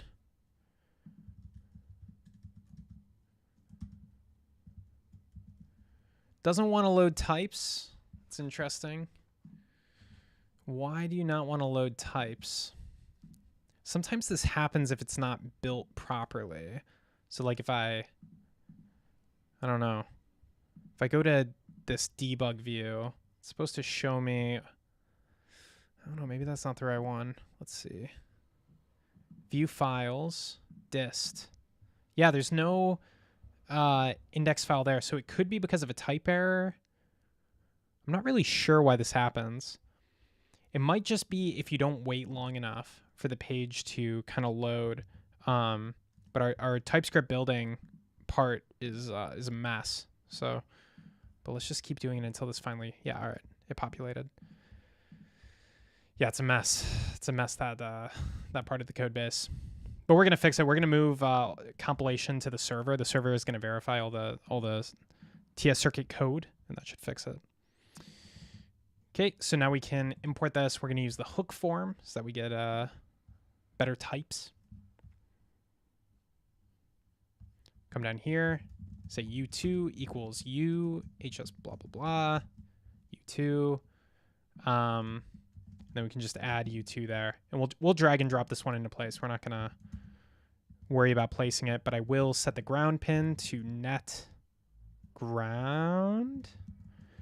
And there should be like a power pin. We're going to set that to net. I didn't actually check the power on this, but we have a 5-volt network. So yeah, how is this powered? Let's check the data sheet.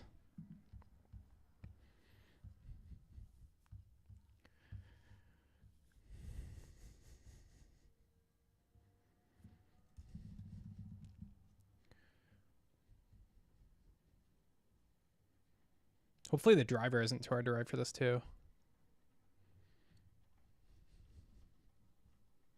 Ground. Ah, why would you not put it right there? I hope it's 5-volt. It looks like they recommend some stuff. I don't know what this is. This is like the most complicated part. I like their little symbol. So simple. That's there. Simple to connect to the display. Supply voltage, 5 volt. Cool. I think, yeah, the max for SCL SDA is 3.3. So it looks like it's fine if you give it a high voltage, but the data we're going to send it is 3.3 volt. So that's fine. Not a big deal. Because the RB2040 is a 3.3 volt controller. Okay, so there's our display. Let's move it into place. I'm going to go into move components mode, drag it up there. And then if we rerun, it'll update the text. I think maybe a little bit higher. Maybe slightly more aligned with the LEDs. I feel like it didn't move higher. Oh, this feature's a little jank. Actually, I haven't seen this before.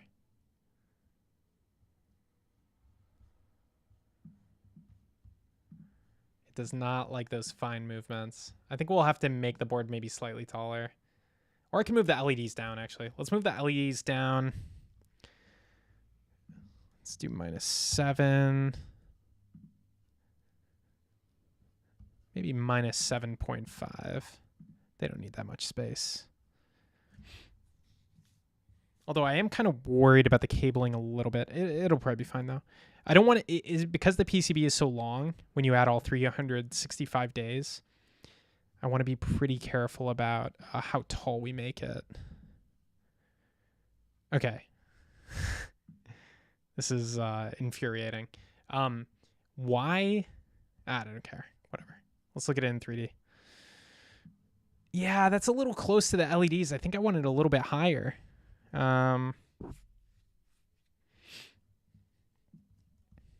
Like a millimeter higher. I'm just gonna go to the manual edits and edit them manually. U2, Y. Set this to like 18. It's very subtle. Yeah, I don't know. That's not doing it for me. 18 and maybe a little bit too much X. Let's do 7, 18, 19.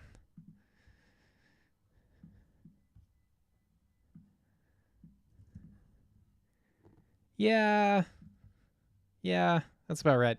A little bit less X again. We're getting there. We're getting there slowly and surely. Okay, yeah, that's pretty good. Wow, it's a big display. Okay. All right. So we could literally, basically order this board.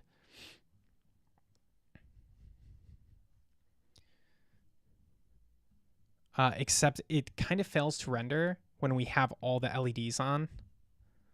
Also, this guy's schematic position sucks. This one we do have to adjust with code because I didn't add support for it yet. I'm going to say schematic X, -10, schematic Y, 0 is probably fine. I'm just going to move it to the left. Yeah.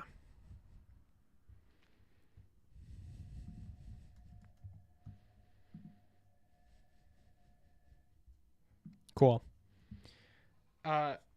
So now we have to connect it to the I2C pins.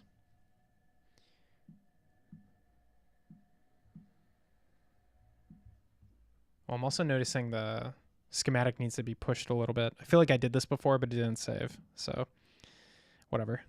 For the schematic X, we're going to say plus maybe 2 millimeters. Just give that LED matrix some space. Perfect. Yeah, that's looking pretty good. We have to add a lot more.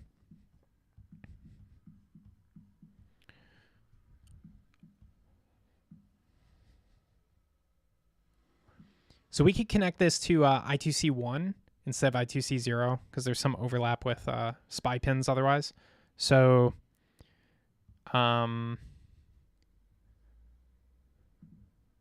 So how we do that is we literally just add the props.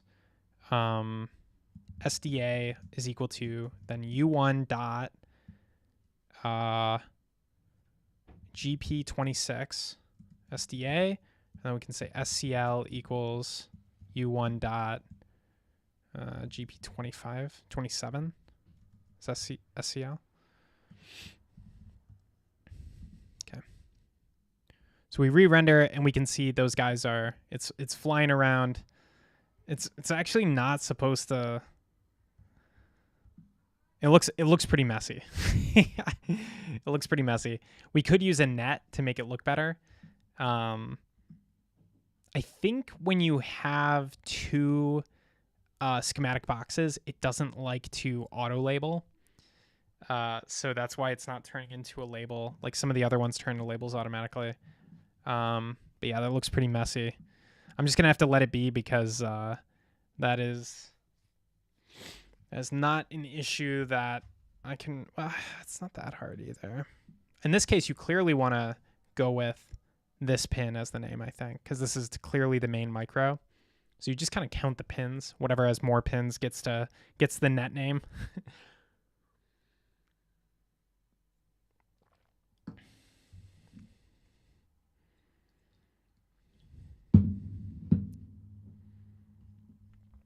All right, let's save our progress.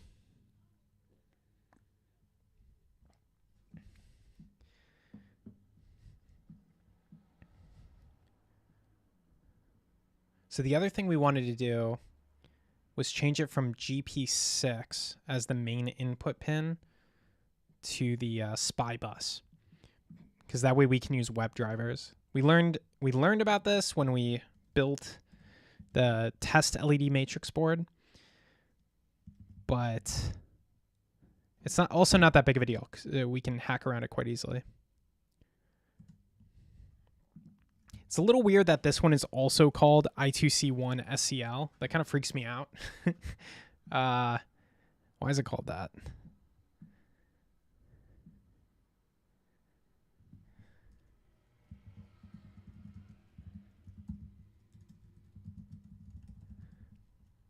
Pico is an old board now. I don't know when it was introduced. Oh, Pico pinout diagram. But I think it's quite old now.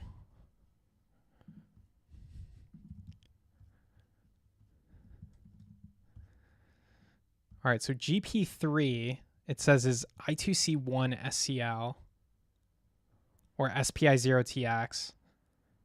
And then this one also says I2C1. All right, I don't know. It's confusing.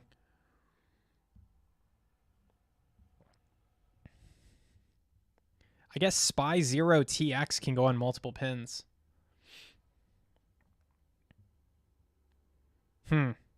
Annoying. Maybe we change to...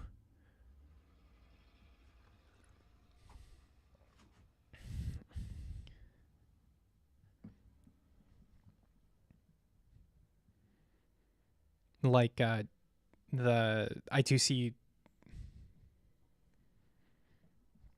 I think it might mean that pin can be configured for I2C, but it doesn't have to be.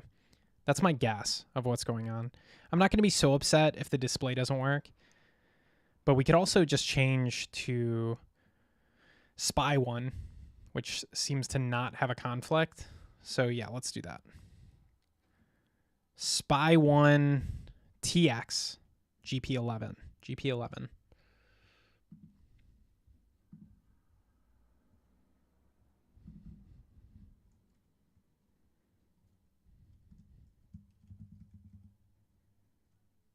SPI1 TX. I2C1 SCL.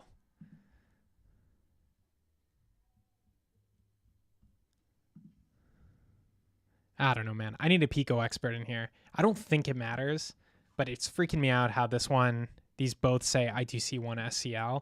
It makes me think that it's probably a dumb thought, but I'm worried they'll all be connected to the same bus.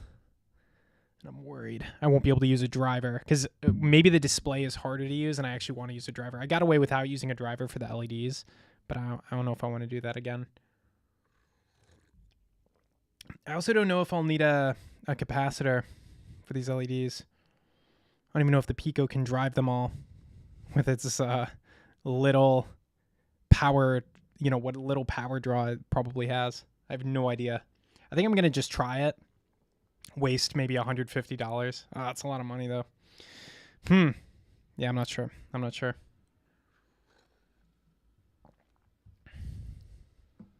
We might need more power.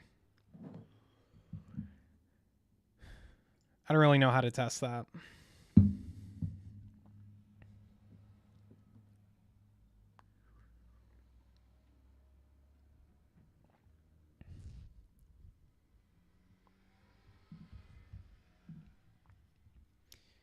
Okay, so how can I get these to not conflict? I2C 0. SPI. It seems like wherever you have SPI TX, you have the thing I need. SPI transmit. Yeah, whenever you have SPI transmit, you have the thing I need. So I think there's just no way out of it. Unless I need to use, unless I use I2C 0.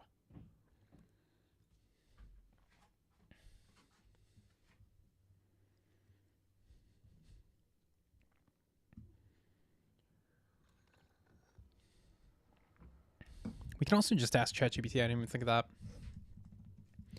On a Pico, I have a display connected to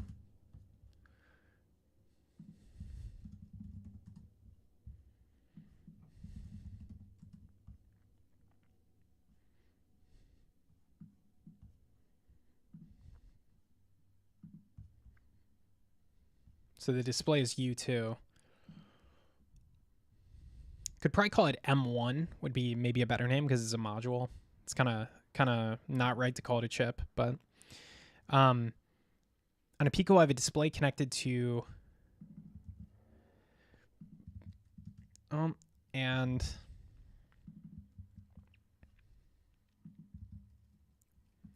I also have a SPI device with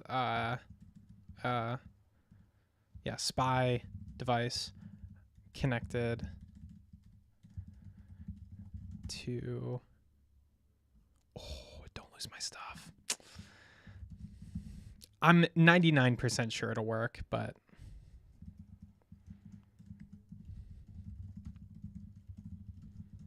have an I2C display connected to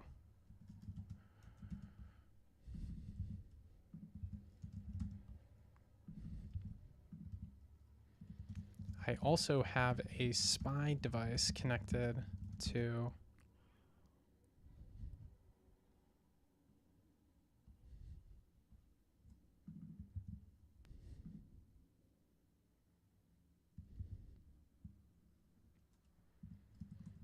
Will it be a problem to use both of these simultaneously?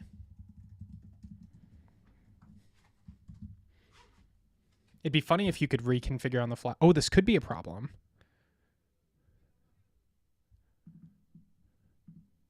Wait, what? GP11. I'm not trying to use... Wait, a SPI device connected to GP11.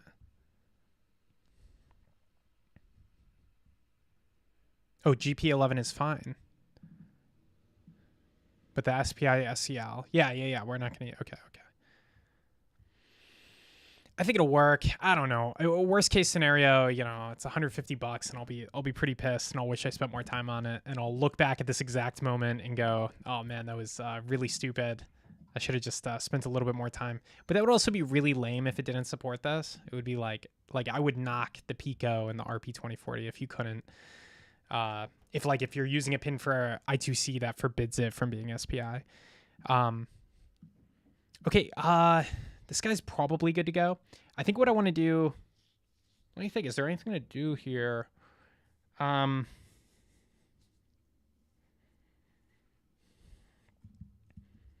ask ChatGPT how much power the Pico can deliver. How much power can the Pico deliver? I'm trying to... if we find this LED model, we can figure out. Yeah, the display is also going to draw power. Shit. Yeah, this probably isn't good. I don't know. How much power does this thing draw? Power.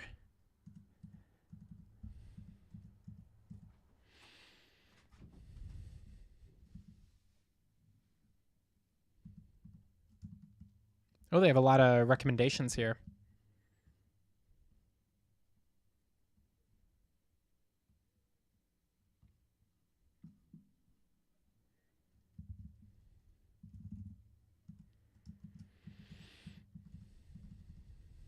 So they're going to have it in like milliwatts most likely. So we could look up that milliwatts.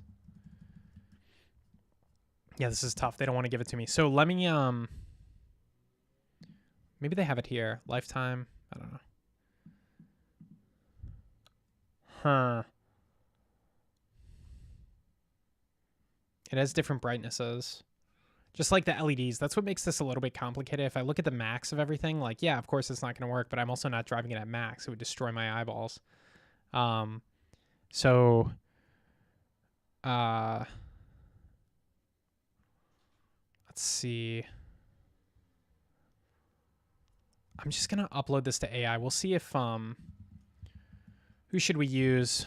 ChatGPT. What editor do I use? Cursor for the code, but then we're using tscircuit.com for writing TypeScript for tscircuit at the moment because it's currently kind of the best editor for tscircuit, although our command line is getting better. I'll be doing, it's on the stream list to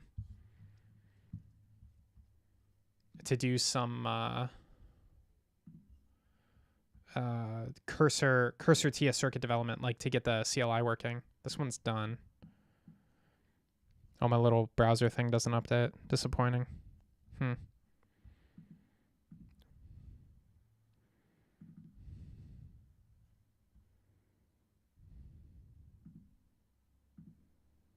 Yeah, it's weird. That browser thing doesn't update. Useless. I think it's because it might be attached to certain elements. Anyway, we did one thing. How much power does this display draw at full brightness?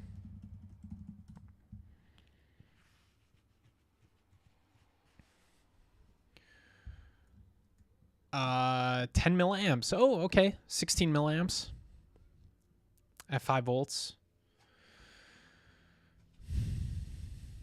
If powered externally at 7 volts, which you're not supposed to power for, so this already sounds made up. I don't know, 80, whatever. Sounds pretty reasonable. Let's look up our LEDs. Let's figure out if the Pico has any shot at being able to drive this thing. Pico is our little board here. I'm also wondering,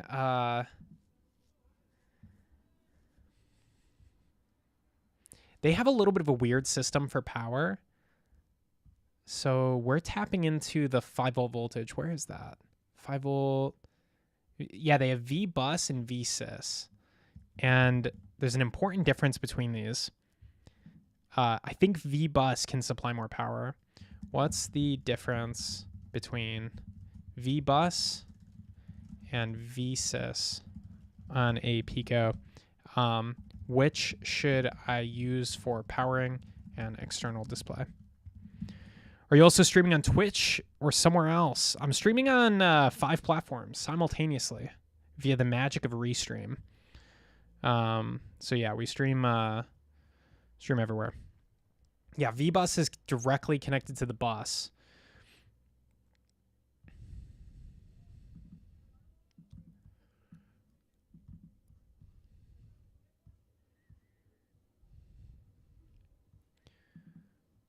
VSys may not always be a stable 5 volt.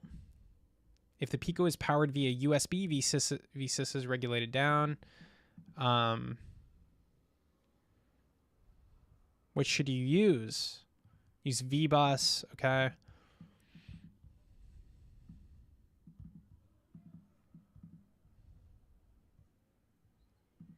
Yeah, I think we should use V-bus. I don't know what we're currently using. but the USB cable can theoretically supply more power than our chip, which is trying to regulate the voltage, keep it stable. Stable voltage is good, but we're going to be drawing a lot of power. We're already using VBus, so it should be fine. I'm just going to make it really explicit. u1.vbus. We can enable the auto router and just see how it fares. Let me do a quick save before we do that. It's possible it could fail.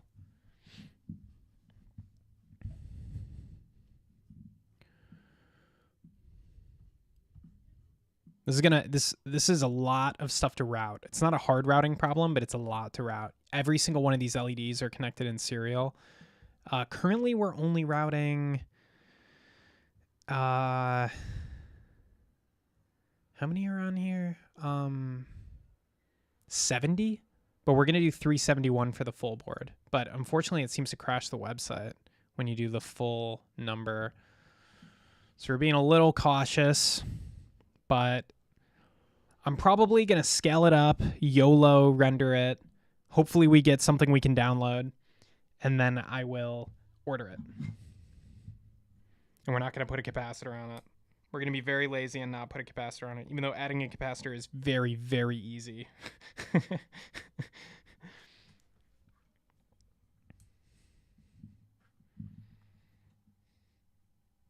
It's probably gonna like flicker and stuff without a capacitor. It's probably not gonna be so good.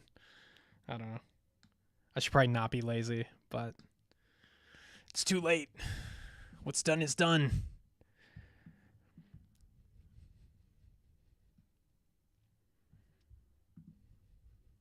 I think I saw the LEDs be a little bit flickery and weird before. I should put on a capacitor. Let's find a big old cap.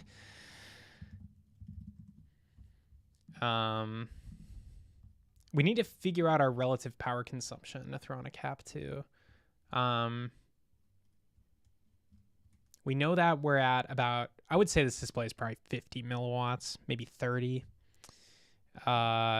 Our LEDs are going to have a data sheet, and they're going to be a little bit better about specifying what they actually draw. So let's copy that out. I'm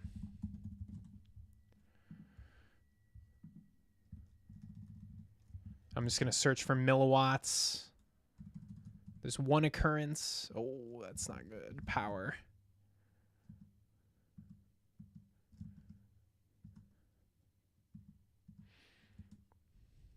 Logical input, operation junction, input current, input voltage level.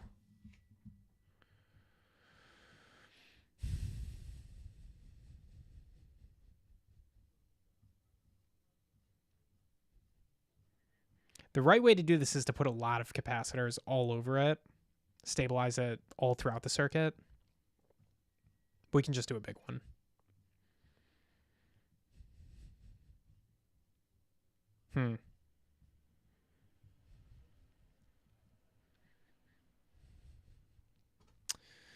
Sad. I do not see the power consumption. Let us turn to our friend ChatGPT. How much power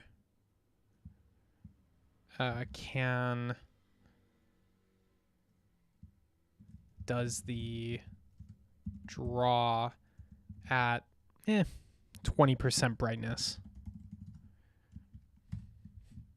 It already knows about this module because apparently it's very popular, this LED. Ooh, that's really high. Oh, at 100%, okay. 5.4.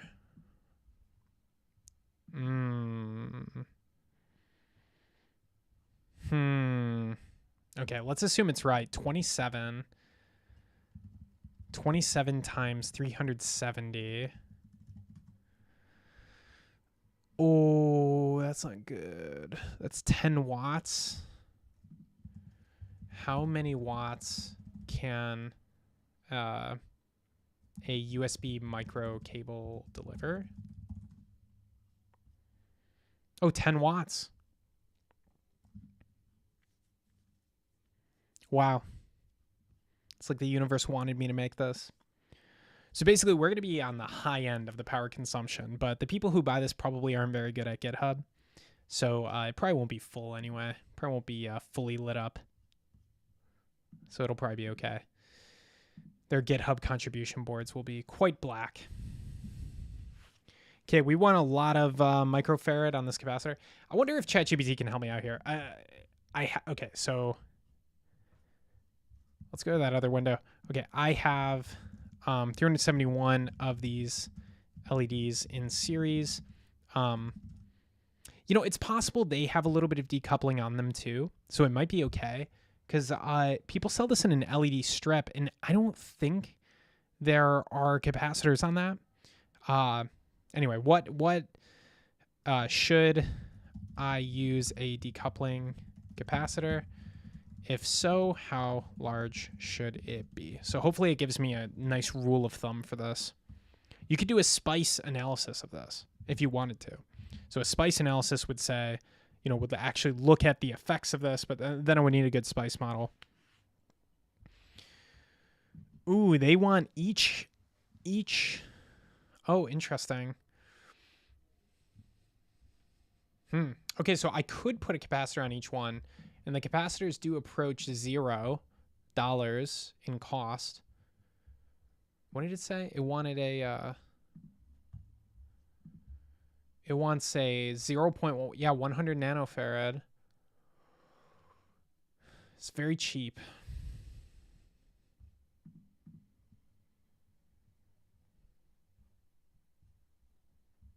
How much does it cost to place these?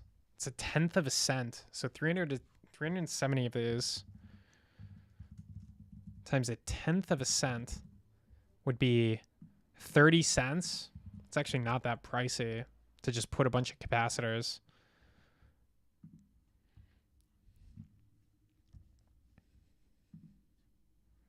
I didn't test that on my test board though, but I don't think it could do anything wrong. Decoupling capacitor is very safe.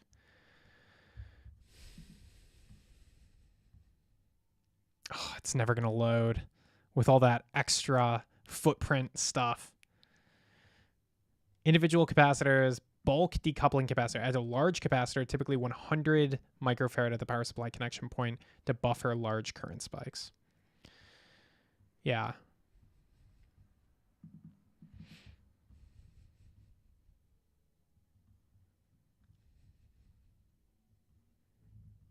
Okay, let's do a little bit of both. I'll try to set this up properly. I don't want to waste too much money. All right, so let's go to our JLC search. Where is it? Did I close it? I don't know what I did with it. Okay, JLC search.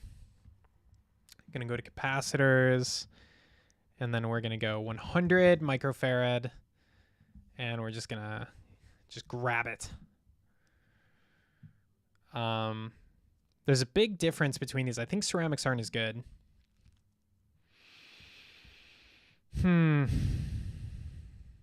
it is very popular.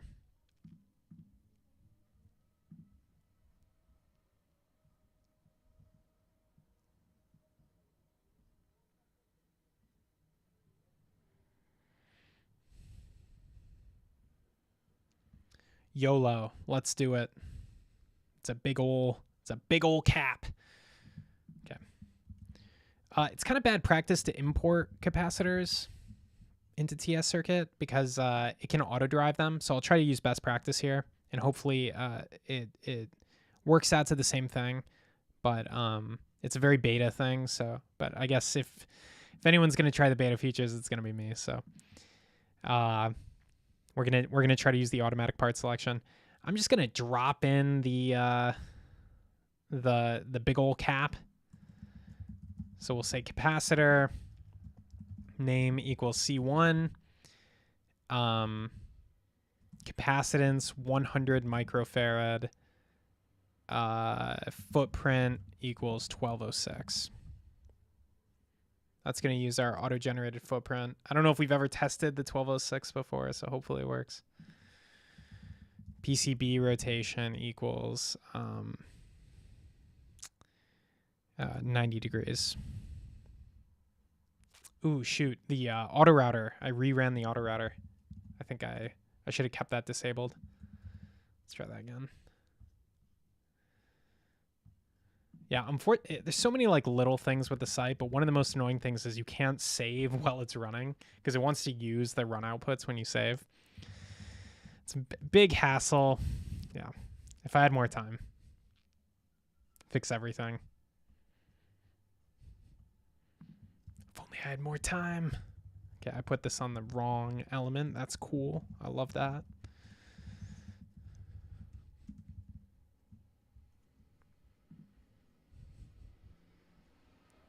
Okay, apparently I can't rotate this capacitor. Oh, no, I did. Okay, cool. You know, I don't mind it there. Whatever. Good place for it, you ask me.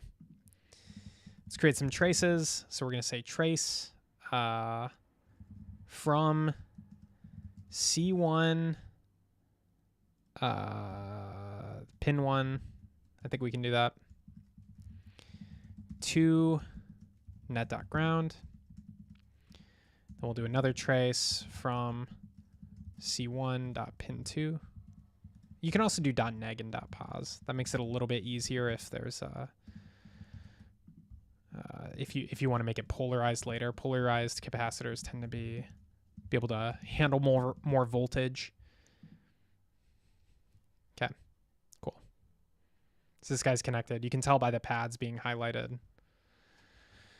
All right, so that should stabilize the voltage a little bit. The thing the datasheet told us to do was to add capacitors onto each one of these, which would be really crazy, but it's also not that hard to do. So we could do it. We would do capacitor name equals, and then we could say like LED name. We could do something like C underscore LED name, something like that. It's a little verbose for a name, but it's fine. Footprint, I think we can use 0402s for this one. So this is 100 nanofarads, so a smaller cap. And they have 0603 and 0402. I'll use 0402. A little smaller, a little easier to manage.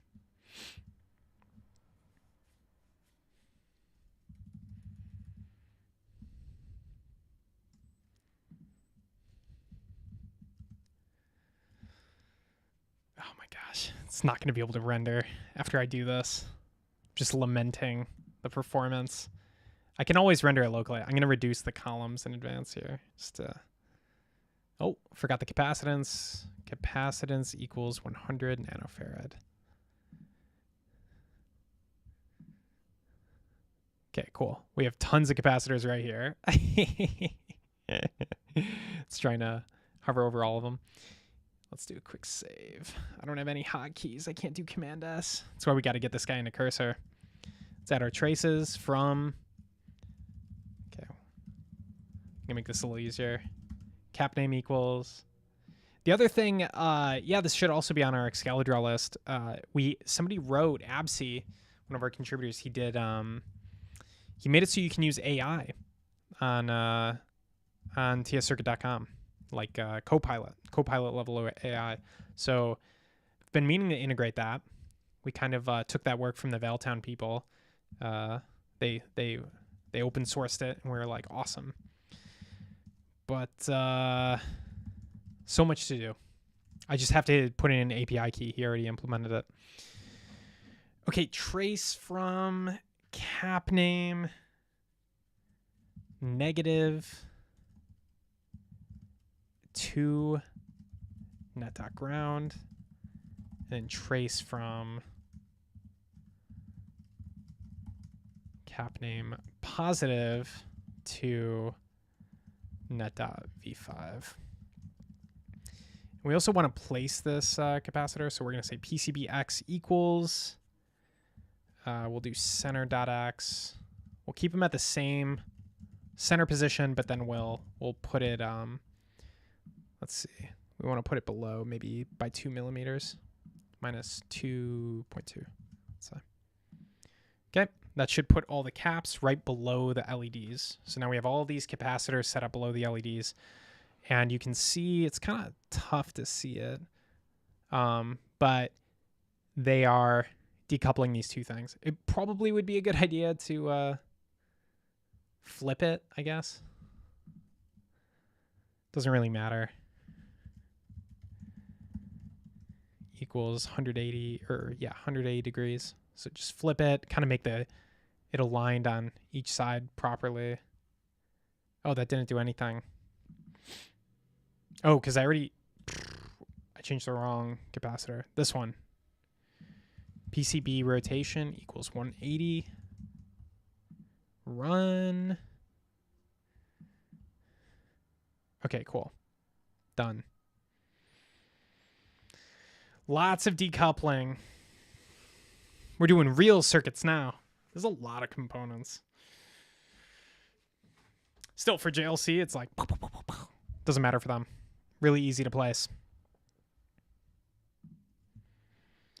All right, we could call it quits here. We could order this thing, could auto route it, but it's only done when we add all 53 rows. So this froze my computer last time I tried to do it. It's probably going to freeze it again. But I'm pretty sure this is done. Actually, let's fix the schematic before we do that.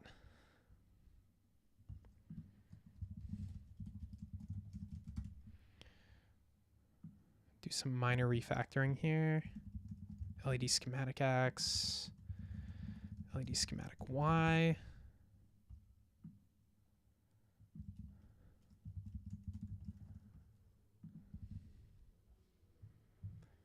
Okay. You know what I'm going to do really quickly? I'm just going to format this code. Just give it a quick format.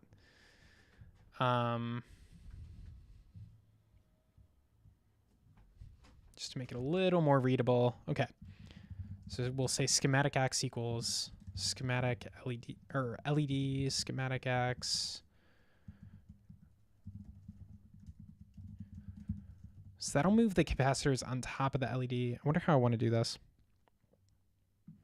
We could probably do that. It would look okay. We could do the same thing we did before. -2. See how that looks. Oh. Oh, -2 is too much. Let's do 0.5.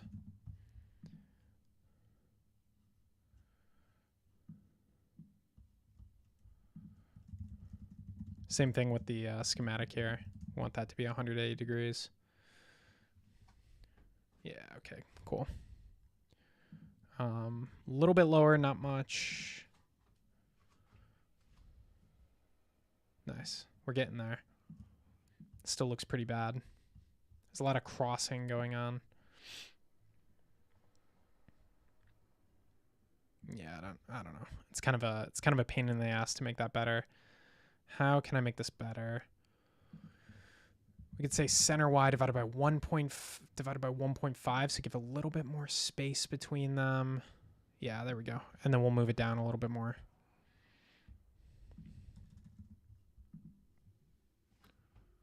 A little bit more. 1.1. Yeah, it's a little annoying, but we got somewhere that looks pretty good. Okay. All right. Now we do it. Now we add all the LEDs. We try to do the routing. It's probably going to freeze my computer. Let's go, though. Let's do it. YOLO. Okay, so columns. 53. 53 columns. That'll give us 371 LEDs. And then to complete the YOLO, we're going to add auto router equals auto-cloud to send it up to the cloud for auto routing.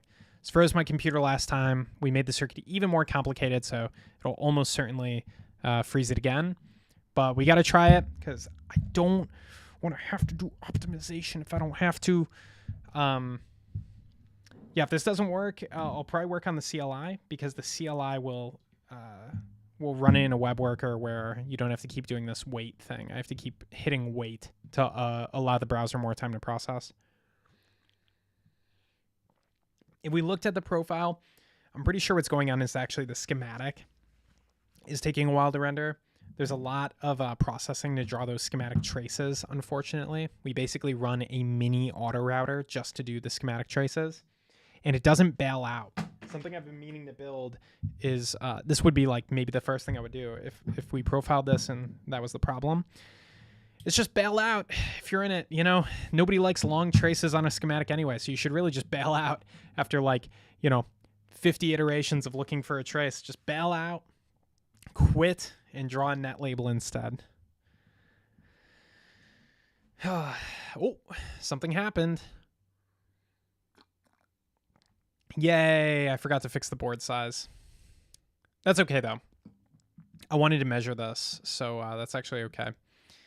But my browser is pretty frozen. Let's see if we can measure the size of this. Oh, it'd be so good. Oh, it's working. Okay, so 192.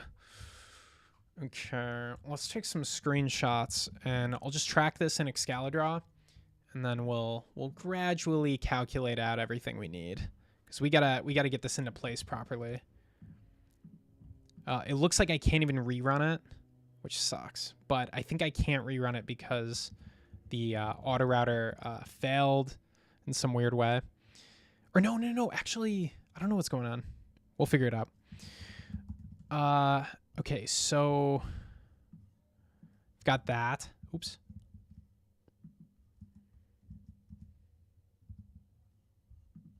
Strange. Okay, 192.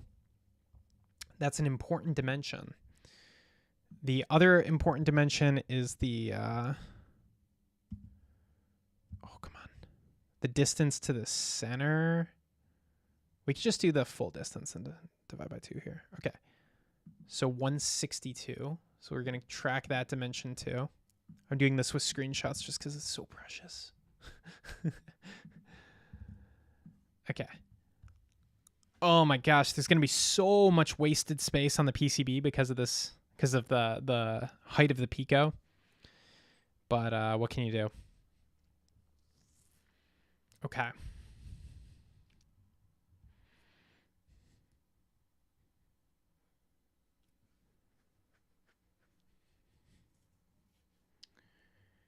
So basically 130 millimeters to the middle.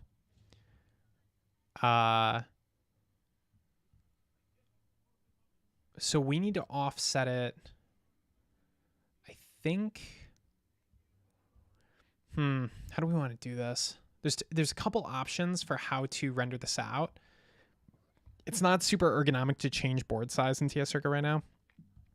I wish you could just specify the 2 points you want the board to be at, or even manually edit the board size. But unfortunately, you know, that's a good feature. Manually edit board size.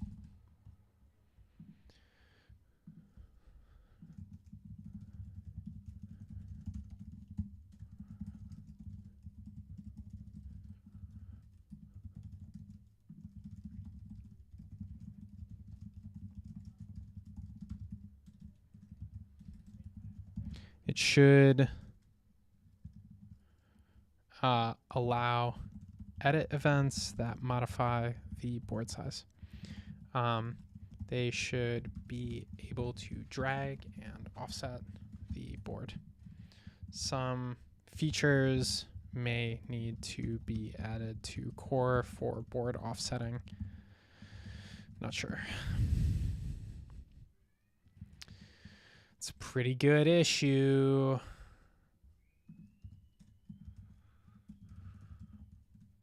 That's probably a $50. It's a pretty big one. I'm trying to give out less $50 bounties, but that's a pretty tough one. So, but until then, we want to make everything relative to 0, 0, which is really unfortunate. There's a couple ways we could do this. We could create an inner group that offsets the board. There's also technically supposed to be some board offset properties. Let's see what we can do here. Board. Nah, there's really nothing.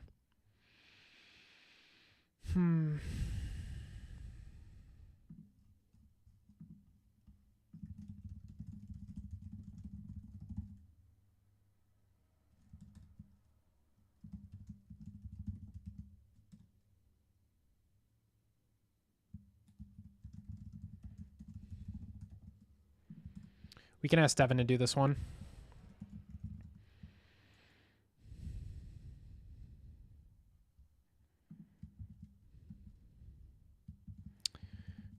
Okay, I'll show off Devin doing this. All right. Devin, do this issue. We'll check in on Devin every once in a while. It's going to take a little while, but that should be an easy one for Devin. Wow, this is so laggy. Part of the reason I'm pausing is I'm just waiting on this thing to go.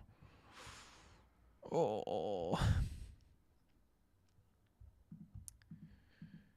I guess what I'll do is first we need to figure out the total size of the board, which I basically have calculated here. The board's going to be, let's just call it 300.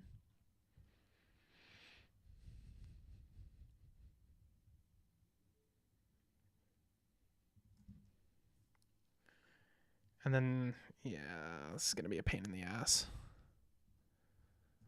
Okay. All right. I think I know how I can do this and not go insane. So we're going to turn off the auto router. Oh, even this is slow. Routing disabled. Okay, so first we disable routing. Then we're going to reduce the number of columns. So we're going to say 3. And then, all right, now my browser's not lagging. Now we can just work at offsetting everything. So the offset X, we were pushing it 3 to the right before. We're actually going to negate it by 130. We're going to set the board width to 300 millimeters. 52 is still fine. The capacitor, this capacitor that really probably, I don't know, maybe this will do stuff. I have no idea. This needs to be offset negative 130 as well. So let's run, see what happens there. Okay, the Pico needs to be offset. The Pico we did manual edits for. So we got to go to move components, move this. And same for this guy. Oh. Took a little bit to update there. This guy's going to go around there.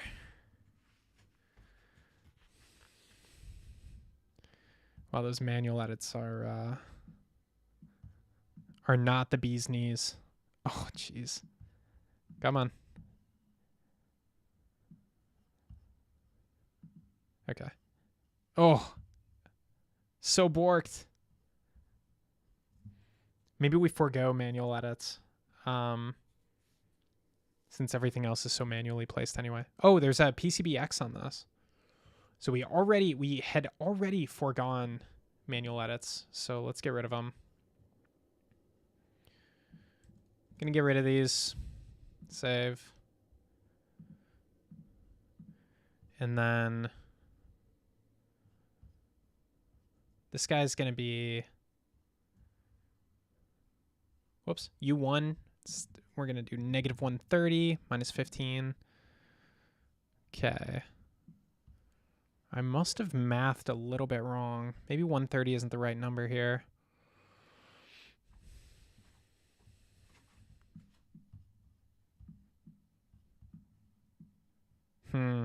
It's hard to know without all the LEDs rendering out.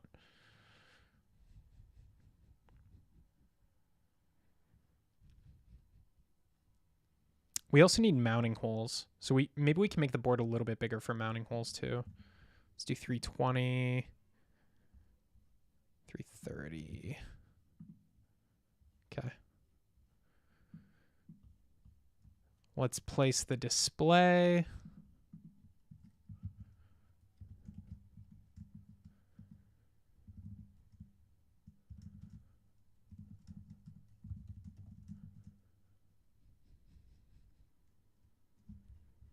How high do we want this display here? Can't remember what I said before, but maybe 18. Let's maybe move it. Yeah, maybe 5 millimeters that way. And 18 seems pretty much right on the money. Okay. Maybe a little higher. Oh, whoops. 19 maybe. Yeah, okay. Feel good about it. Yeah, I forgot about the mounting holes. We're going to use a little bit of a hack for the mounting holes. Somebody showed me this hack, and I like it even though it's terrible. But you can just create a footprint out of midair, and then we can do, I think it's just hole, and then we'll get a position for the hole up here. It looks like negative 160-ish is a good place for a hole. Negative 1. Oh, it's hard to read. Negative 162, negative 160, yeah, negative 162 maybe. So do hole. PCBX equals negative 162. PCBY equals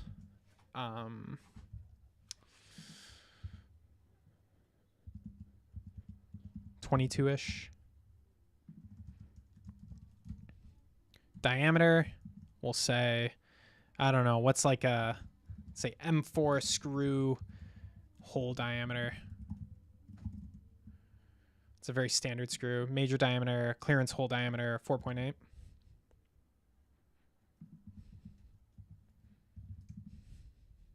Okay, so that should create a hole in our top left. Let's find out. Ooh, that's pretty big, actually. I wonder if I want a hole that big. We could use M2s instead of M4s. It's not like it's that heavy.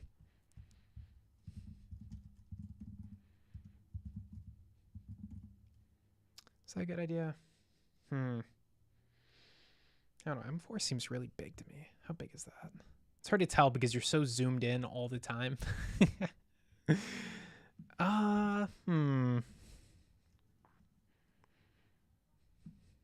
Maybe it's fine.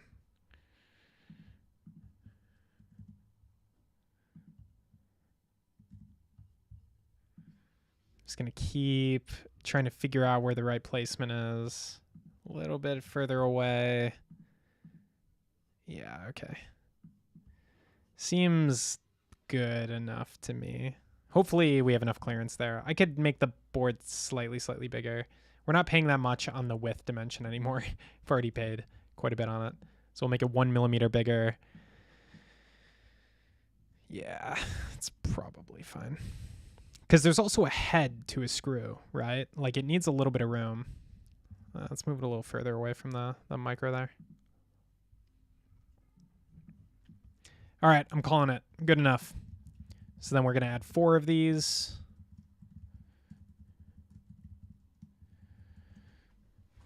I'm glad I remembered this. I almost forgot this. And it would have been really annoying. So we're adding it on both sides. So we should see 4 of these holes now. Nice. Okay. And I think that's it. I think we can now re-render, go for gold. Let me check the schematic. Make sure nothing's amiss. Our schematic is super messed up because of... I kind of reused the grid points. I did some math on the grid points, but I mostly reused them. So we got to fix that. LED schematic position. I think if we add 130 maybe, that's kind of our magic number. Okay, that's too much. 100. 110. Final answer. Second to final answer. Third to final answer. Okay, good enough. What is this? Ooh, it's drawn so poorly. Why? Why? That is the worst trace I've ever seen. Oh my gosh, what is it doing?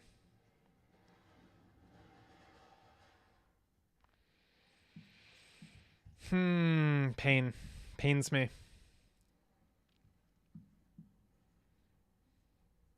Whoa, wait, weird. Where's this go to? Okay, yeah, that's fine. That's fine. It's weird that this one isn't just written as power. This is just v5. We can change that. U2 just route to net.v5. That's fine. I think I was trying to be more explicit, but it's fine. Okay, C1 also looks bad, so we can adjust C1. This is stuff you can drag and drop in a future version, but you can't drag and drop in this version, unfortunately. Too far. Just gotta approximate. Also, usually you want to draw capacitors on their side. That's how people prefer them. I guess it's negative 90 degrees for these ones. Ooh, no capacitor symbol given. Okay. That's a bug. Okay. It's a really easy one. Capacitors don't render with schematic rotation equals negative 90 degrees.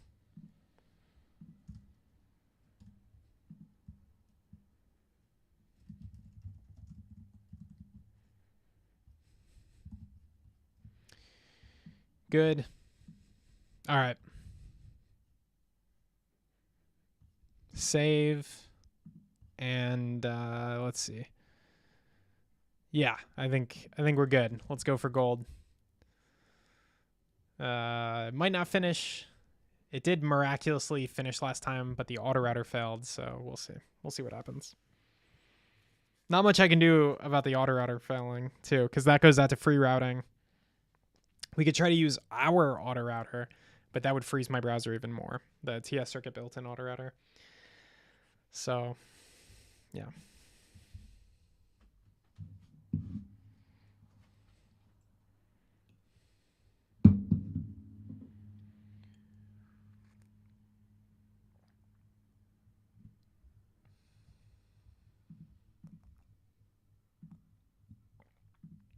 Just got to keep telling it I want to wait. I want to wait for it. It's worth it. So after it finishes its like initial waiting period thing, I still have to wait more because that's just the synchronous component of the rendering. There's also an async component of the rendering that we have to wait for. So the routing.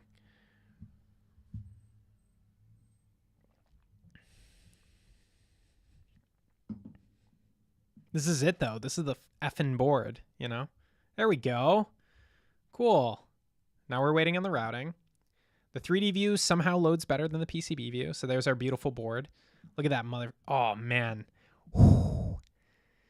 Yeah, it's so complicated. I love it. Look at that. Look at that.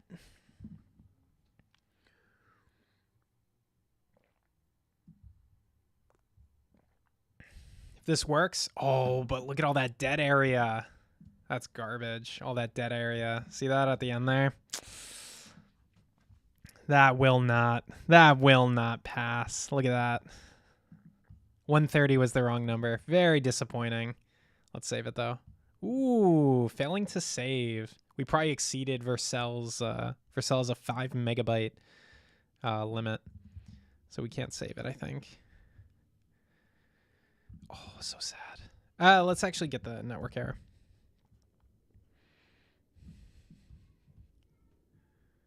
Failed to save snippet. Save.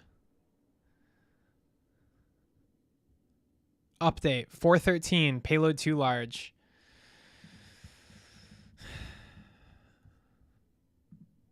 Well, it was about time I refactored this code anyway.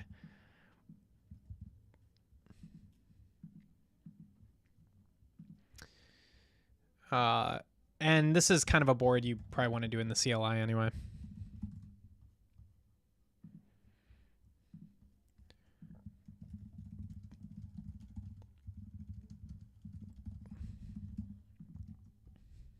Oh, you know what? Eek. I just realized.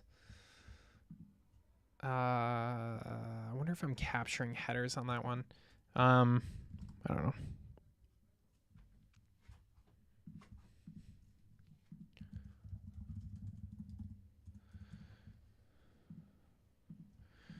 This is due to a Vercel limit and means we have to implement rendering on server, probably.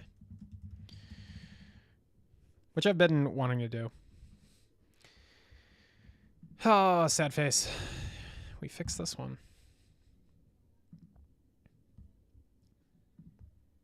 So close. It's fun to have a issue that you just need to optimize stuff to win, though. So I do like that. I like that aspect. It's really just an optimization problem. That also explains why the autorouter is never finishing. We probably can't even upload the data to the autorouter. So that's just how it goes. It's not that hard to fix. We have an alternate server that doesn't run on Vercel that you can upload large payloads to. But you usually don't want to upload large payloads. You usually want to break up your payloads. It's just good practice. So I kind of like Vercel's policy there. Anyway, let's switch this to routing disabled. I'm going to refresh the page. So we're going to lose our beautiful PCB. And then I'm going to paste it. And then I'm going to save. And what this will do is make it so that we don't have a preview. The PCB is never loaded, but at least it's not... but at least we have the code saved.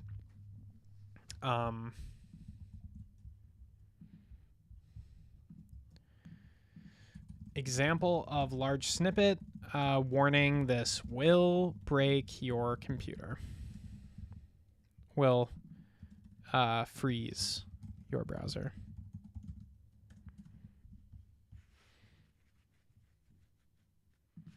Yeah, even the SVGs for this are going to be really big. Sucks that the board size I didn't get right.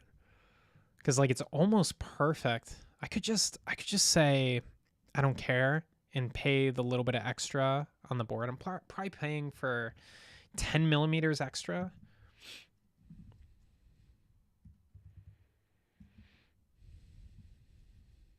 Ooh, you know what I could do?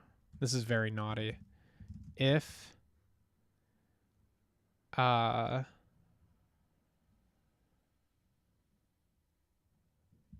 think one of the parameters here has index. It doesn't have column, row and column. So maybe I could add that. Row and column. Okay. So now that it has row and column, what I can do is I can say if column is greater than 1 and col is less than 50, return null. So that should render. Ooh, but it has an issue finding the previous LED. So we can also say we can disable this. Whoops. We'll disable the previous LED for now. False and okay. So this will help us get the board size right. Just a hack. Okay, so now we got the LEDs at the end and the beginning. So now we can adjust the board size. So our magic 130 number, that's why I leave it in. That's why I don't change it. Because like I could use a constant too, but I don't know. Naming things is hard. So I just left it as 130. So we basically want to change that and shift everything. Let's see. So the board, how much space can we kill? That's the first question. So it looks like we can kill 20 millimeters max. Let's kill 15. So 332 minus 15 is 317. And then so we killed 15, so that means we need to move everything by 7.5. So let's do 16 instead. Okay, so we're killing by 16. So let's backpedal. We want to kill by 16. So 332 minus 16, 316. And then that means instead of negative 130, we're going to subtract a negative 122. Okay. So theoretically, that's all we need to do. Yeah, so it moved the board inward. Okay, cool. Okay, these guys I didn't do a very good job with. So it's 162 minus. So we're gonna do this in 2 steps. First, we're gonna add the 130, and then we're gonna change it to 122. So 130.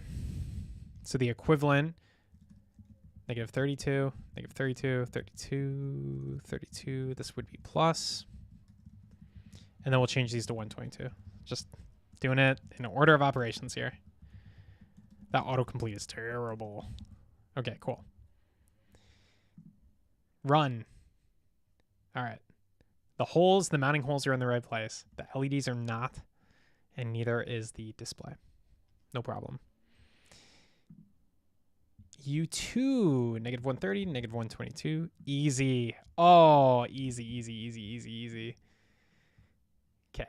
Our schematic is going to be messed up because I hard tweaked a lot of stuff here. I was very lazy.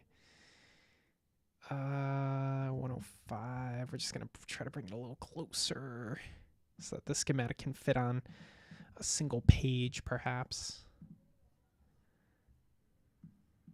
Okay. 101, just because we got a naughty trace. Perfect. Oh, that schematic's going to be huge.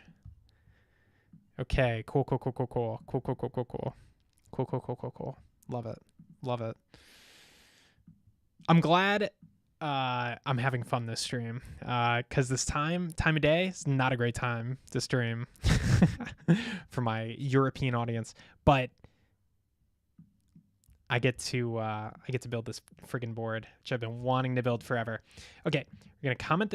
So we're gonna render all the LEDs.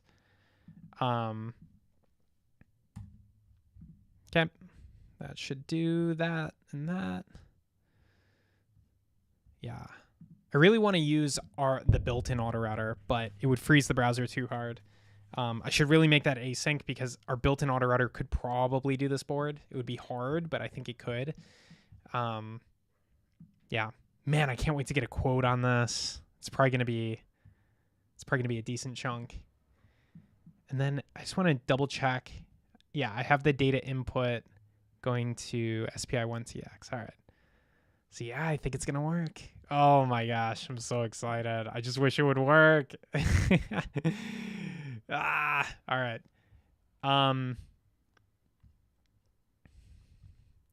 So we have to enable routing, but our server is currently blocking this board from getting routed. So I think I'm gonna KO on this for now. I can't think of a way I can take it forward without making some changes. I'm trying to think of something I can do, but the only thing I can think of is trying to hijack. There's this special property called autorouter, and maybe I could hijack. Yeah, server URL. I could give it an alternate backend server, and I could mess around with it, but I think it's just not gonna work, and that's fine. Like, we're hitting the limits. There's a lot of components, right? It's like this board has over 700 components now. So it's not a super baby board. It's not a great board, but it's not a super baby board. I also just noticed that little guy right there, that little box is C1, so C1 is messed up. That's disappointing because I already ran it. Oh. But we got to rerun it for C1. Yeah. And I meant to open up the network panel. You know what? I messed up. I messed up too much. Let's exit. Let's try this again. Got to keep that network panel open just so that we can examine the errors and double check our intuition that we're exceeding the payload on the server.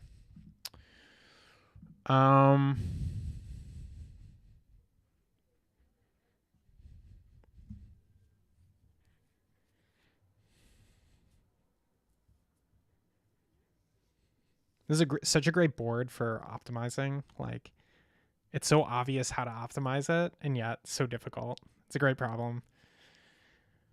Oh, I'm so excited to order this. Okay, don't get distracted. C1 C1, I think, has -130, and it's supposed to have -122. Okay, so that should be fixed. Save that. But yeah, I mean, it's never going to finish. What I was going to do was auto router equals auto cloud. And then we're going to run it and just inspect the network panel. Validate our intuition that the server is failing to even acknowledge the request with a 419. That'll be really useful to know because there's going to be like a series of fixes based on this part of the video or the stream. Completely unrelated, but we were working on updating some dependencies here a while ago. So I might just finish that work very briefly.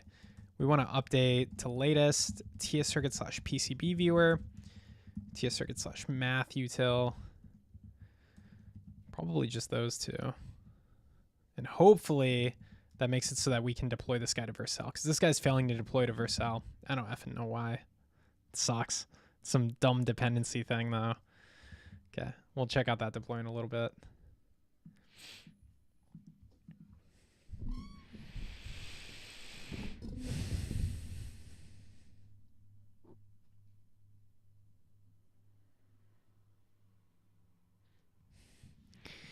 She's so borked. Oh, come on. Come on. Come on. Give me that board. I don't see any requests in here. Maybe the browser slowness just like broke, but there should have been at least one HTTP request. Yeah, it doesn't make any sense. There's no HTTP requests. I don't know why. Yeah, that doesn't make any sense. Nothing in the console. Yeah, very, very unclear why that happened. But, yeah, that's our board. Oh, it's so beautiful.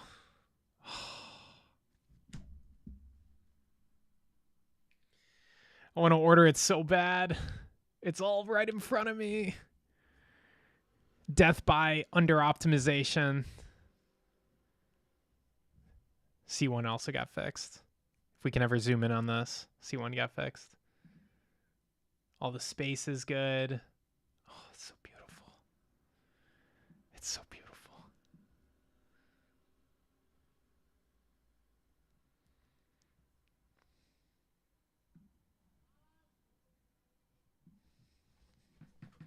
All right. Well, it's dinner time. I'm going to post a picture of this on my Discord showing off and sign off. Thank you for joining. If you joined, sorry that, I guess I'm not a super optimizer of my code. I guess there's one other thing to check here. Did our BOM fully populate? Ooh, it looks like it did. Do we have C1 in here? C1 is the one I'm worried about.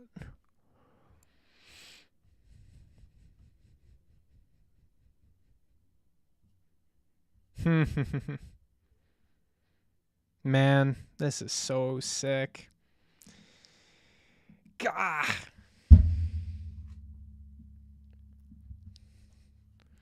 Can you imagine making this in a different piece of software? You'd probably just do the same thing. Python technically has people have built libraries to script it, so you can get away with it.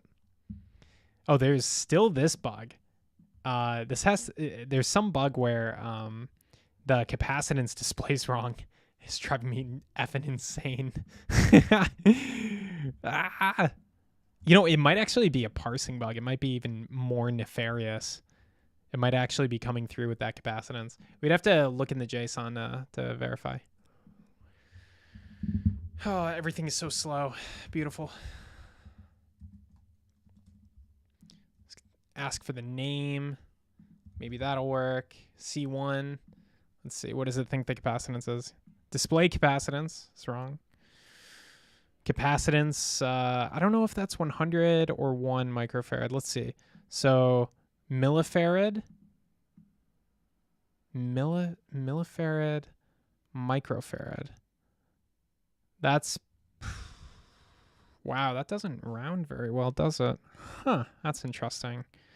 I never thought about JavaScript float rounding issues. with the representation of these things. Kind of makes me think I should pick a different base unit for capacitance. I had not considered that.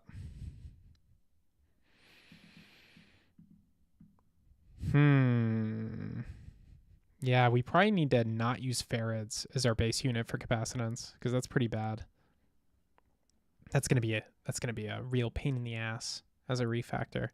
But yeah. Anyway, the value is right, so the display capacitance is wrong.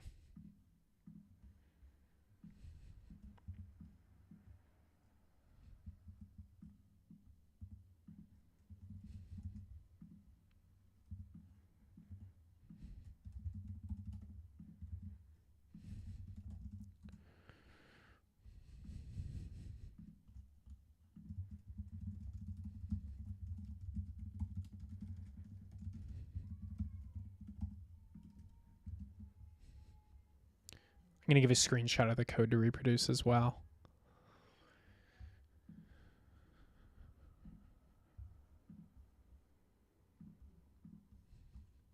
Fun. Wow.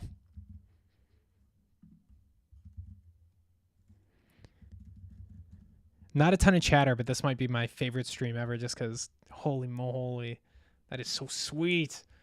God, wish the auto router would work. F and A. Look at that thing. I know it's just an LED matrix, but...